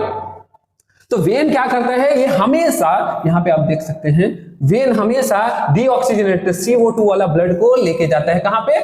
बॉडी से हार्ट में। और जो आर्टरी है ये हार्ट से बॉडी में जाता है, हार्ट से बॉडी में जाता है। लेकिन वेन क्या करता है? बॉडी से हार्ट में लेके जाता है। इसका काम ये है, बॉडी से हार्ट में ले जाएगा। तो बॉडी से लेके जाएगा तो कार्बन डाइऑक्साइड वाला ब्लड को लेके जाएगा, डीऑक्सीजनेटेड ब्लड को हमेशा लेके जाता है। लेकिन यहां पे भी एक एक्सेप्शन है, जो आपका लंग से लगा हुआ रहता है ना बेटा, लंग से कनेक्शन होकर रहता है, वो होता है पल्मोनरी वेन होता है ना। क्यों होता है? क्योंकि यहाँ पे देखो, यहाँ पे पंप करेगा तो ब्लड यहाँ यहाँ गया, तब जाके यहाँ पे आता है, बाद में ना आता है, तो यहाँ पे प्रेशर घट जाता है। और दूसरी बात है, अगर गेट वाला यहाँ पे आर्टरी रहता है, ये अगर पंप करेगा और आर्टरी रहता तो ब्लड फिर से यहाँ पे वापस आ जाता है। क्योंकि सोचे एक बॉटल लो और बीच में दबाओ तो इधर से भी पानी जाएगा, इधर से भी पानी निकलने का कोशिश करेगा। तो इसी प्रकार यहाँ पे अगर पंप करेगा तो ये ब्लड फिर से बैकफ्लो होकर इधर जा सकता था, इधर ना कि इधर ही जा सकता है। इस वजह से नेचर ने क्या किया? नहीं, इसमें गेट दे देता है, तुम आ सकते हो लेकिन तुम जा नहीं सकते हो। इस वजह से यहाँ पे, और वेन का आप लोग को पता है कि इसमें गेट होता है और आर्टरी में कोई वल्व नहीं होता है। वेन में वल्व होता है, आर्टरी में वल्व नहीं होता है। इस वजह से यहाँ पे वेन दिया कि ऑक्सीजनेटेड ब्लड वापस फिर उधर ना चला जाए, वो हार्ट में ही आना चाहिए, जिस वजह से यहाँ पे। तो समझ में आया ये कौन बातें हैं? स्ट्रक्चर कैसा होगा? थीन वॉल होगा, पतला वॉल होगा। अभी बोले क्योंकि प्रेशर इसमें कम हो जाता है, क्योंकि हार्ट पंप करेगा तो कहाँ जाएगा? आर्टरी होते हुए बॉडी में जाएगा, सेल में जाएगा, सेल में यूटिलाइज होने के बाद फिर वो निकलेगा तो जाके वेन में आएगा। तो इतना देर बाद आता है। तो प्रेशर आपका यहाँ, हम अगर किसी को मारेंगे, सबको लगाते हैं तो इधर मारेंगे तो इसको ज्यादा ना लगेगा, धीरे धीरे धीरे धीरे प्रेशर घटते जाएगा। तो उसी प्रकार वो प्रेशर कम हो जाता है, जिस वजह से ये क्या होता है कि वहां पे थीन वॉल होता है, ठीक है। और लेस इलास्टिक होता है, क्योंकि वहां पे प्रेशर कम होगा तो इलास्टिक रहने का कोई रीजन ही नहीं है। दूसरा है कि वाइड लुमेन होता है, क्योंकि ये ज्यादा से ज्यादा, क्योंकि ये डीऑक्सीजनेटेड है, इससे क्या होना चाहिए? इससे जाना ही चाहिए, जाओ भाई, हमें तुमको रखना नहीं है। तो जब रखना नहीं है तो जाएगा तो ज्यादा मात्रा में जाने देना चाहिए ना, इस वजह से ज्यादा मात्रा से जाता है। ये वाइड लुमेन होता है, इसका जो है जो छेद है वो बड़ा होता है। और दूसरा इसमें वल्व होता है, क्या होता है? गेट होता है। गेट क्यों होता है? क्योंकि ये डीऑक्सीजनेटेड ब्लड होता है। अगर सोचो, फिर से हम वो डायग्राम में लेके आते हैं। यहाँ पे फिर से बोल रहे एक बॉटल है, तो यहाँ डीऑक्सीजनेटेड ब्लड आया, यहाँ पे पिचका तो फिर क्या होगा? ये पंप करने के लिए पिचकेगा, तो यहाँ से यहाँ जाएगा इधर, लेकिन ये वाला चेंबर वाला ब्लड जो डीऑक्सीजनेटेड है फिर से तो बॉडी में जा सकता था, कार्बन डाइऑक्साइड वाला फिर से बॉडी में पंप होकर जा सकता था, लेकिन ना जाए, जिस वजह से यहाँ पे क्या होता है? वल्व लगा हुआ होता है। क्या होता है? जो वेन होता है उसमें वल्व होता है। वल्व क्या करता है? बैक फ्लो होने से बचाता है। ये डीऑक्सीजनेटेड ब्लड फिर वापस से कहां ना चल जाए? टिश्यू में ना चल जाए, सेल में नहीं चल जाए, जिस वजह से वहां पे वल्व होता है, और ये वल्व बैक फ्लो से बचाने का काम करता है। तो वल्व किसमें होता है बेटा? तो वेन में होता है। वल्व किसमें नहीं होता है? तो आर्टरी में नहीं होता है ना। तो उसी प्रकार थिन किसका वॉल होता है? तो वेन का होता है। थिक किसका वॉल होता है? तो आपका आर्टरीज का होता है। तो इस तरह से आपका क्या था? वेन और आर्टरीज के बारे में था। अब आते हैं किसके बारे में? कैपिलरीज के बारे में। कैपिलरीज माइन्यूट होता है, ये वेसल्स होता है, लेकिन पतला पतला वेसल्स होता है, और ये डायरेक्ट कनेक्ट होकर रहता है, सेल के साथ कनेक्शन रहता है, और इसी के माध्यम से जो भी चीज है उसका मूवमेंट होता है, पदार्थ का मूवमेंट होता है, डिफ्यूजन होता है। किसके माध्यम से? आपका कैपिलरीज के द्वारा एक्सचेंज होता है मटेरियल का, जो भी चीजें हैं ब्लड और टिश्यू के बीच ये होता है। कैसे होता है? सिंगल लेयर का एंडोथेलियल सेल से बना होता है, थिन वॉल होता है ना, कनेक्टेड आर्टरी और वेन्यूल से कनेक्टेड होकर रहता है। ये वेन्यूल आर्टरी है, ये वेन्यूल्स है, वो दोनों के बीच कनेक्टेड होता है। ये कैपिलरी नेटवर्क जो है डिफ्यूजन के लिए क्रिएट करता है। तो ये था कैपिलरी, और ये था ब्लड वेसल्स, जो जिसके माध्यम से ब्लड का ट्रांसपोर्ट होता था। पंप किया हार्ट, ब्लड है वो ट्रांसपोर्ट करेगा, लेकिन ट्रांसपोर्ट होगा किसके माध्यम से? तो ब्लड वेसल्स के द्वारा होता है। और तीनों इंपॉर्टेंट है हमारे ट्रांसपोर्ट सिस्टम में। तो ये था ट्रांसपोर्ट सिस्टम। आगे पढ़ते हैं एक्सक्रीटरी सिस्टम, है ना। एक्सक्रीशन क्या है बेटा? एक्सक्रीशन होता है बॉडी द्वारा नाइट्रोजन वेस्ट को बाहर निकालना। ये भी बहुत इंपॉर्टेंट एक लाइफ प्रोसेस है। ये अगर नहीं होगा तो हमारा एग्जिस्टेंस नहीं होगा। अगर सोचो हम खा रहे हैं, हमारे अंदर सारा चीजें जा रहे हैं, लेकिन जो नाइट्रोजन वेस्ट है, गंदगी है, उसे भी तो निकालना पड़ेगा। अगर नहीं निकालेंगे तो हमारे बॉडी टॉक्सिक हो जाएगा और हम डेथ कर सकते हैं। तो ये भी जरूरी है। एक्सक्रीशन, उत्सर्जन जिसे बोला जाता है, ये भी हमारे बॉडी के लिए, हमारे लिए उतना ही इंपॉर्टेंट है जितना हमारे लिए न्यूट्रिशन है, जितना हमारे लिए रेस्पिरेशन है, जितना हमारे लिए ट्रांसपोर्टेशन, उतना ही इंपॉर्टेंट इसका भी है। और इसके बगैर भी लाइफ का एग्जिस्टेंस नहीं हो सकता है। तो एक्सक्रीशन क्या होता है? नाइट्रोजन वेस्ट, N2 वाला वेस्ट जो है उसको शरीर से बाहर एलिमिनेट करने की जो प्रक्रिया है उसे कहा जाता है एक्सक्रीशन, है ना।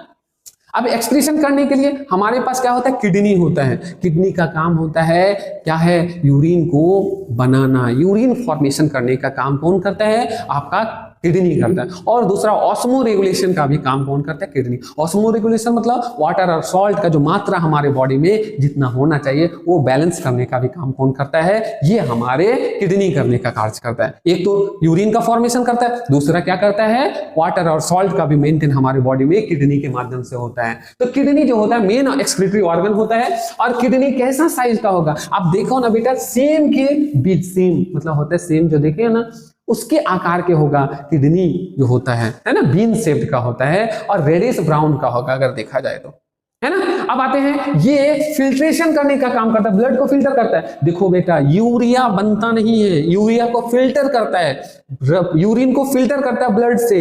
लेकिन जो यूरिन में जो कंपोनेंट है यूरिया, वो हमारे किडनी में नहीं बनता है, वो कहां पे बनता है? लीवर में बनता है। जो यूरिया हम लोग बोलते हैं ना, हमारे जो एक्सक्रीशन है या हमारे जो पेशाब है, यूरिन है, उसमें यूरिया होता है, तो यूरिया को छान के अलग करता है, लेकिन यूरिया बनाने का कार्य कौन करता है? वो हमारे लीवर करता है। क्योंकि हम जो खाते हैं प्रोटीन वगैरह वो अमोनिया होता है, और अमोनिया बहुत ज़्यादा टॉक्सिक होता है, और उसे निकालने के लिए, बॉडी से निकालने के लिए बहुत सारा पानी चाहिए। तो हम तो उतना पानी पीते ही नहीं। ऐसे तो 4 लीटर पीना चाहिए, 5 लीटर डेली पीना चाहिए, 4-5 लीटर, लेकिन हम उतना नहीं, हम तो खूब 1 या 2 लीटर पीते हैं। तो सोचो हमारा ऐसा कंडीशन है, तो उसको निकालने के लिए बहुत पानी चाहिए, उतना तो पीते ही पिएंगे ही नहीं। इस वजह से नहीं चढ़ने वाले, नहीं भाई इसको रहने दो, इसको चेंज कर देते हैं। तो उसने उस अमोनिया को, क्योंकि हम प्रोटीन खाते तो वो अमोनिया में बदलता है, तो अमोनिया टॉक्सिक ज्यादा होता है, इस वजह से पता है हमारे लीवर उस अमोनिया को किस में बदल देता है? यूरिया में बदल देता है। और उसी यूरिया को छानने का काम किडनी करता है। केवल यूरिया नहीं, और भी जो टॉक्सिक चीजें हैं हमारे छानने का काम कौन करता है? किडनी करता है ना। तो इस किडनी में 1 मिलियन क्या होता है? नेफ्रॉन होता है। अब नेफ्रॉन क्या है भाई? तो इस किडनी में छोटा छोटा इस तरह से ये नेफ्रॉन होता है। क्या होता है? नेफ्रॉन होता है। ये नेफ्रॉन आपका क्या करता है? यूरिन बनाने में मदद करता है, जो आपका क्या होता है? 1 मिलियन होता है। प्रत्येक किडनी में 1 मिलियन के करीब ये नेफ्रॉन होता है। नेफ्रॉन जो होता है वो हम बोल सकते हैं किडनी का स्ट्रक्चरल एवं फंक्शनल यूनिट होता है, जो यूरिन फॉर्मेशन का कार्य करता है। ठीक है, आते हैं तो ये देख सकते हैं किडनी में जो है इसमें ब्लड का सप्लाई होता है, और ब्लड में से आपका जो भी इंप्योरिटी है उसे छान के फिर से जो शुद्ध रक्त है उसे दे देता है हमारे इसमें ब्लड वेसल्स के पास। ये किडनी का जो आउटर मेम्ब्रेन को बोला जाता है, या जो कवर है उसको रेनल कैप्सूल बोलेंगे, क्योंकि रेनल मतलब होता है किडनी को रेनल भी बोल सकते हैं, तो रेनल कैप्सूल। और ये जो दिख रहा है पिरामिड के आकार के, ये रेनल पिरामिड बोला जाता है। ये अंदर वाला को रेनल पेल्विस बोला जाता है, और यहाँ पे माइनर और मेजर कैलिक्स होता है, तो ये पार्ट होता है। और उसके बाद यहाँ से निकल रहा है, पेल्विस से निकल रहा है आपका यूरेटर निकल रहा है। ये जो पेशाब बना, ये यूरेटर के माध्यम से आपका किसमें आ जाता है? यूरिनरी ब्लैडर, जहाँ पे टेम्पररी यूरिन स्टोर होता है, और जब यहाँ पे भर जाता है तब जाके फिल होता है, मिक्सुरेशन का फिल होता है। मिक्सुरेशन मतलब होता है कि फिलिंग ऑफ यूरिन निकालने का process, releasing of urine is called मिक्सुरेशन, है ना। तो ठीक है, नेफ्रॉन जो है वो प्रत्येक किडनी में 1 मिलियन होता है, और नेफ्रॉन जो होता है स्ट्रक्चरल एवं फंक्शनल यूनिट होता है, किसका? किडनी का होता है। नेफ्रॉन का क्या क्या पार्ट होता है? इसका मेन 3 पार्ट होता है। एक होता है आपका रेनल कॉर्पस, दूसरा होता है रेनल ट्यूब्यूल्स, और तीसरा होता है कलेक्टिंग डक्ट। ये 3 पार्ट से नेफ्रॉन बना होता है। अब आते हैं रेनल कॉर्पस जो है वो है आपका, यहाँ देखते हैं डायग्राम, यहाँ पे इसको बोला जाता है, ये जो पोर्शन है इसको बोला जाता है रेनल कॉर्पस, और इसमें वोमेंस कैप्सूल, ये जो चांद जैसा दिख रहा है, ये जो घर जैसा, इसको बोला जाता है वोमेंस कैप्सूल। और ये जो है दिख रहा है इसको बोलेंगे, जो जाल जैसा नेटवर्क जैसा दिखता है, इससे बोला जाता है ग्लोमेरुलस। अब आते हैं बेटा, यहाँ पे जो है जो कॉर्पस है, यहाँ पे ग्लोमेरुलस है। ग्लोमेरुलस में जो जाता है ये डायमीटर ज्यादा होता है, और फिर क्या होता है इसमें आ गया आपका, है ना, ये है ग्लोमेरुलस, और ये क्या है? Women's capsule. और ये जो है पतला, तो यहां से ज्यादा ब्लड आएगा, इसके अंदर घुसेगा, और यहाँ पतला होने की वजह से क्या होता है? प्रेशर ज्यादा क्रिएट होता है, जिस वजह से यहाँ से छान के जो भी चीज है वोमेंस कैप्सूल में आ जाता है। क्यों आता है बेटा? तो यहाँ पे इसका डायमीटर ज्यादा है, ब्लड ज्यादा आ रहा है, और यहाँ पे डायमीटर पतला होता है इफरेंट आर्टियोल का, तो इससे क्या होता है? ब्लड ज्यादा निकल नहीं पाता है। तो जब निकल नहीं पाएगा, आएगा ज्यादा, तो प्रेशर देगा ना, बहुत ज्यादा प्रेशर होगा। अब प्रेशर होने की वजह से ये छोटा छोटा यहाँ पे पोर होता है, जिसके माध्यम से जो भी चीजें, गंदगी है या जो भी चीजें हैं, इस वोमेंस कैप्सूल में आ जाता है। ठीक है, और उसके बाद क्या है? इसको बोला जाता है पीसीटी। यहां से यहां तक क्या बोलेंगे? PCT, proximal convoluted tubes. और यहां से यहां तक क्या होता है? डीसीटी। क्या है? डीसीटी। और ये जो है पतला जैसा दिख रहा है उसे लूप ऑफ हेनले बोलेंगे। तो इस तरह से आपका क्या बना हुआ होता है? आपका, है ना, रेनल ट्यूब्स बना होता है। और ये जो है जिसको बोलेंगे कलेक्टिंग डक्ट, ये है। तो इतना था। अब आते हैं कैसे करके यूरिन फॉर्मेशन होता है। तो सबसे पहले फिल्ट्रेशन होगा, फिर सिलेक्टिव रीअब्जॉर्प्शन होगा, फिर सिक्रीशन होगा, फिर जाके यूरिन बनेगा, है ना। तो आते हैं कैसे बनता है। तो सबसे पहले हमारे अल्ट्रा फिल्ट्रेशन या फिल्ट्रेशन का काम होता है। तो फिल्ट्रेशन का काम कहां पे होता है? आपका वोमेंस कैप्सूल और आपका ग्लोमेरुलस के द्वारा।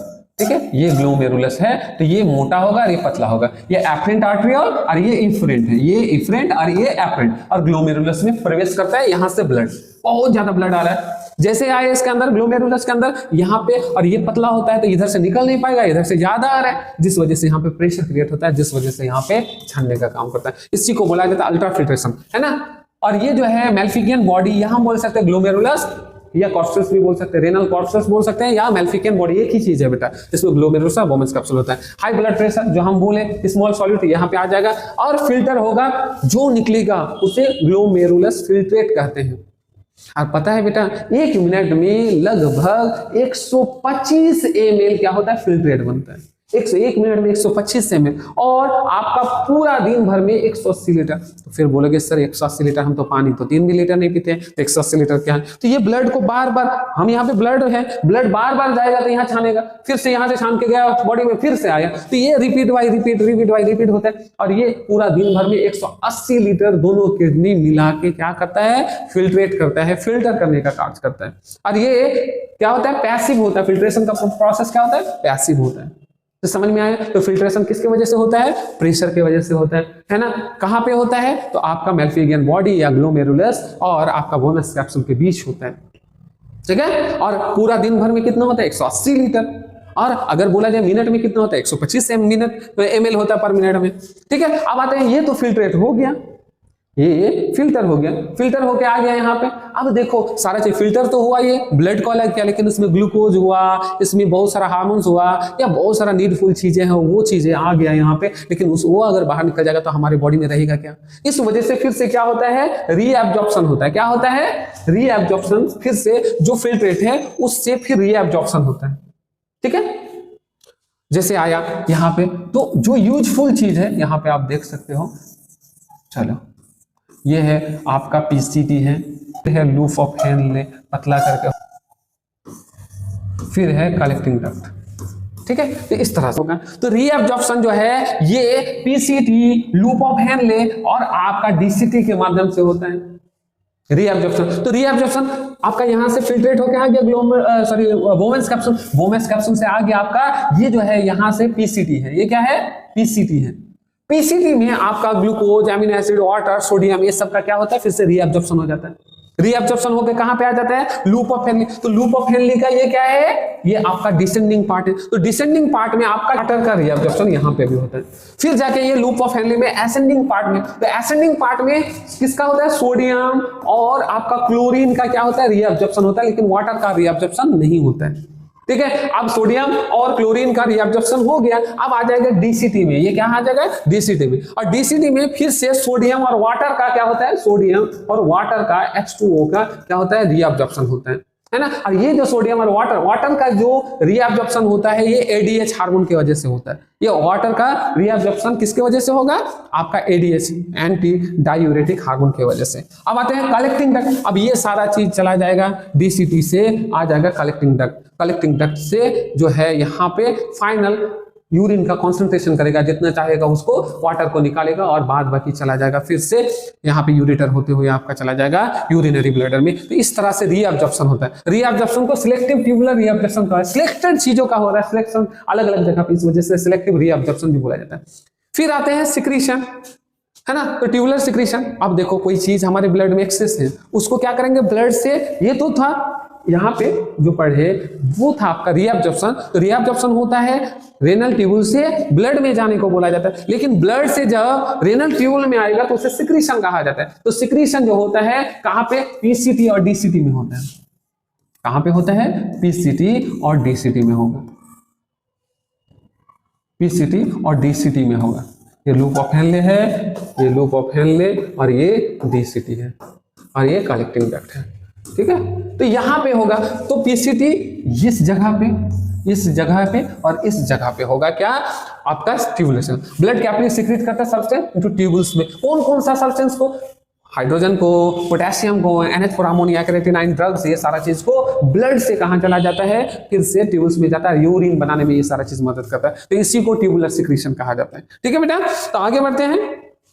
अब आते हैं एक्सक्रीशन प्लांट में कैसे होता है। तो प्लांट में O2 और CO2 है ना, डिफ्यूजन के द्वारा होता है, डिफ्यूजन करके। दूसरा एक्स्ट्रा वाटर ट्रांसपिरेशन के द्वारा होता है, और जो भी चीजें हैं वेस्ट मैटर, एक्सक्रीटरी मैटर है, वो आपका सेल में वैक्यूल्स में जाके जमा हो जाता है। तो इस तरह से ट्रांसपोर्ट किस में होता है, आपका प्लांट में होता है। और एक चीज और बोलना भूल गए, जो यूरिन होता है पर डे हमारे जो आपका किडनी वहाँ 1.5 से 2 लीटर तक की यूरिन फॉर्मेशन करता है ना। ट्यूब चैनल है उसे आप लोग शेयर करें और जो भी इंफॉर्मेशन है वो बच्चे तक पहुंचाने का कोशिश करें, है ना। और सब्सक्राइब करके बेल आइकन को भी दबा दें, जिससे क्या होगा कि वो जो भी हम चैप्टर वाइज देंगे वो आपके पास जाए।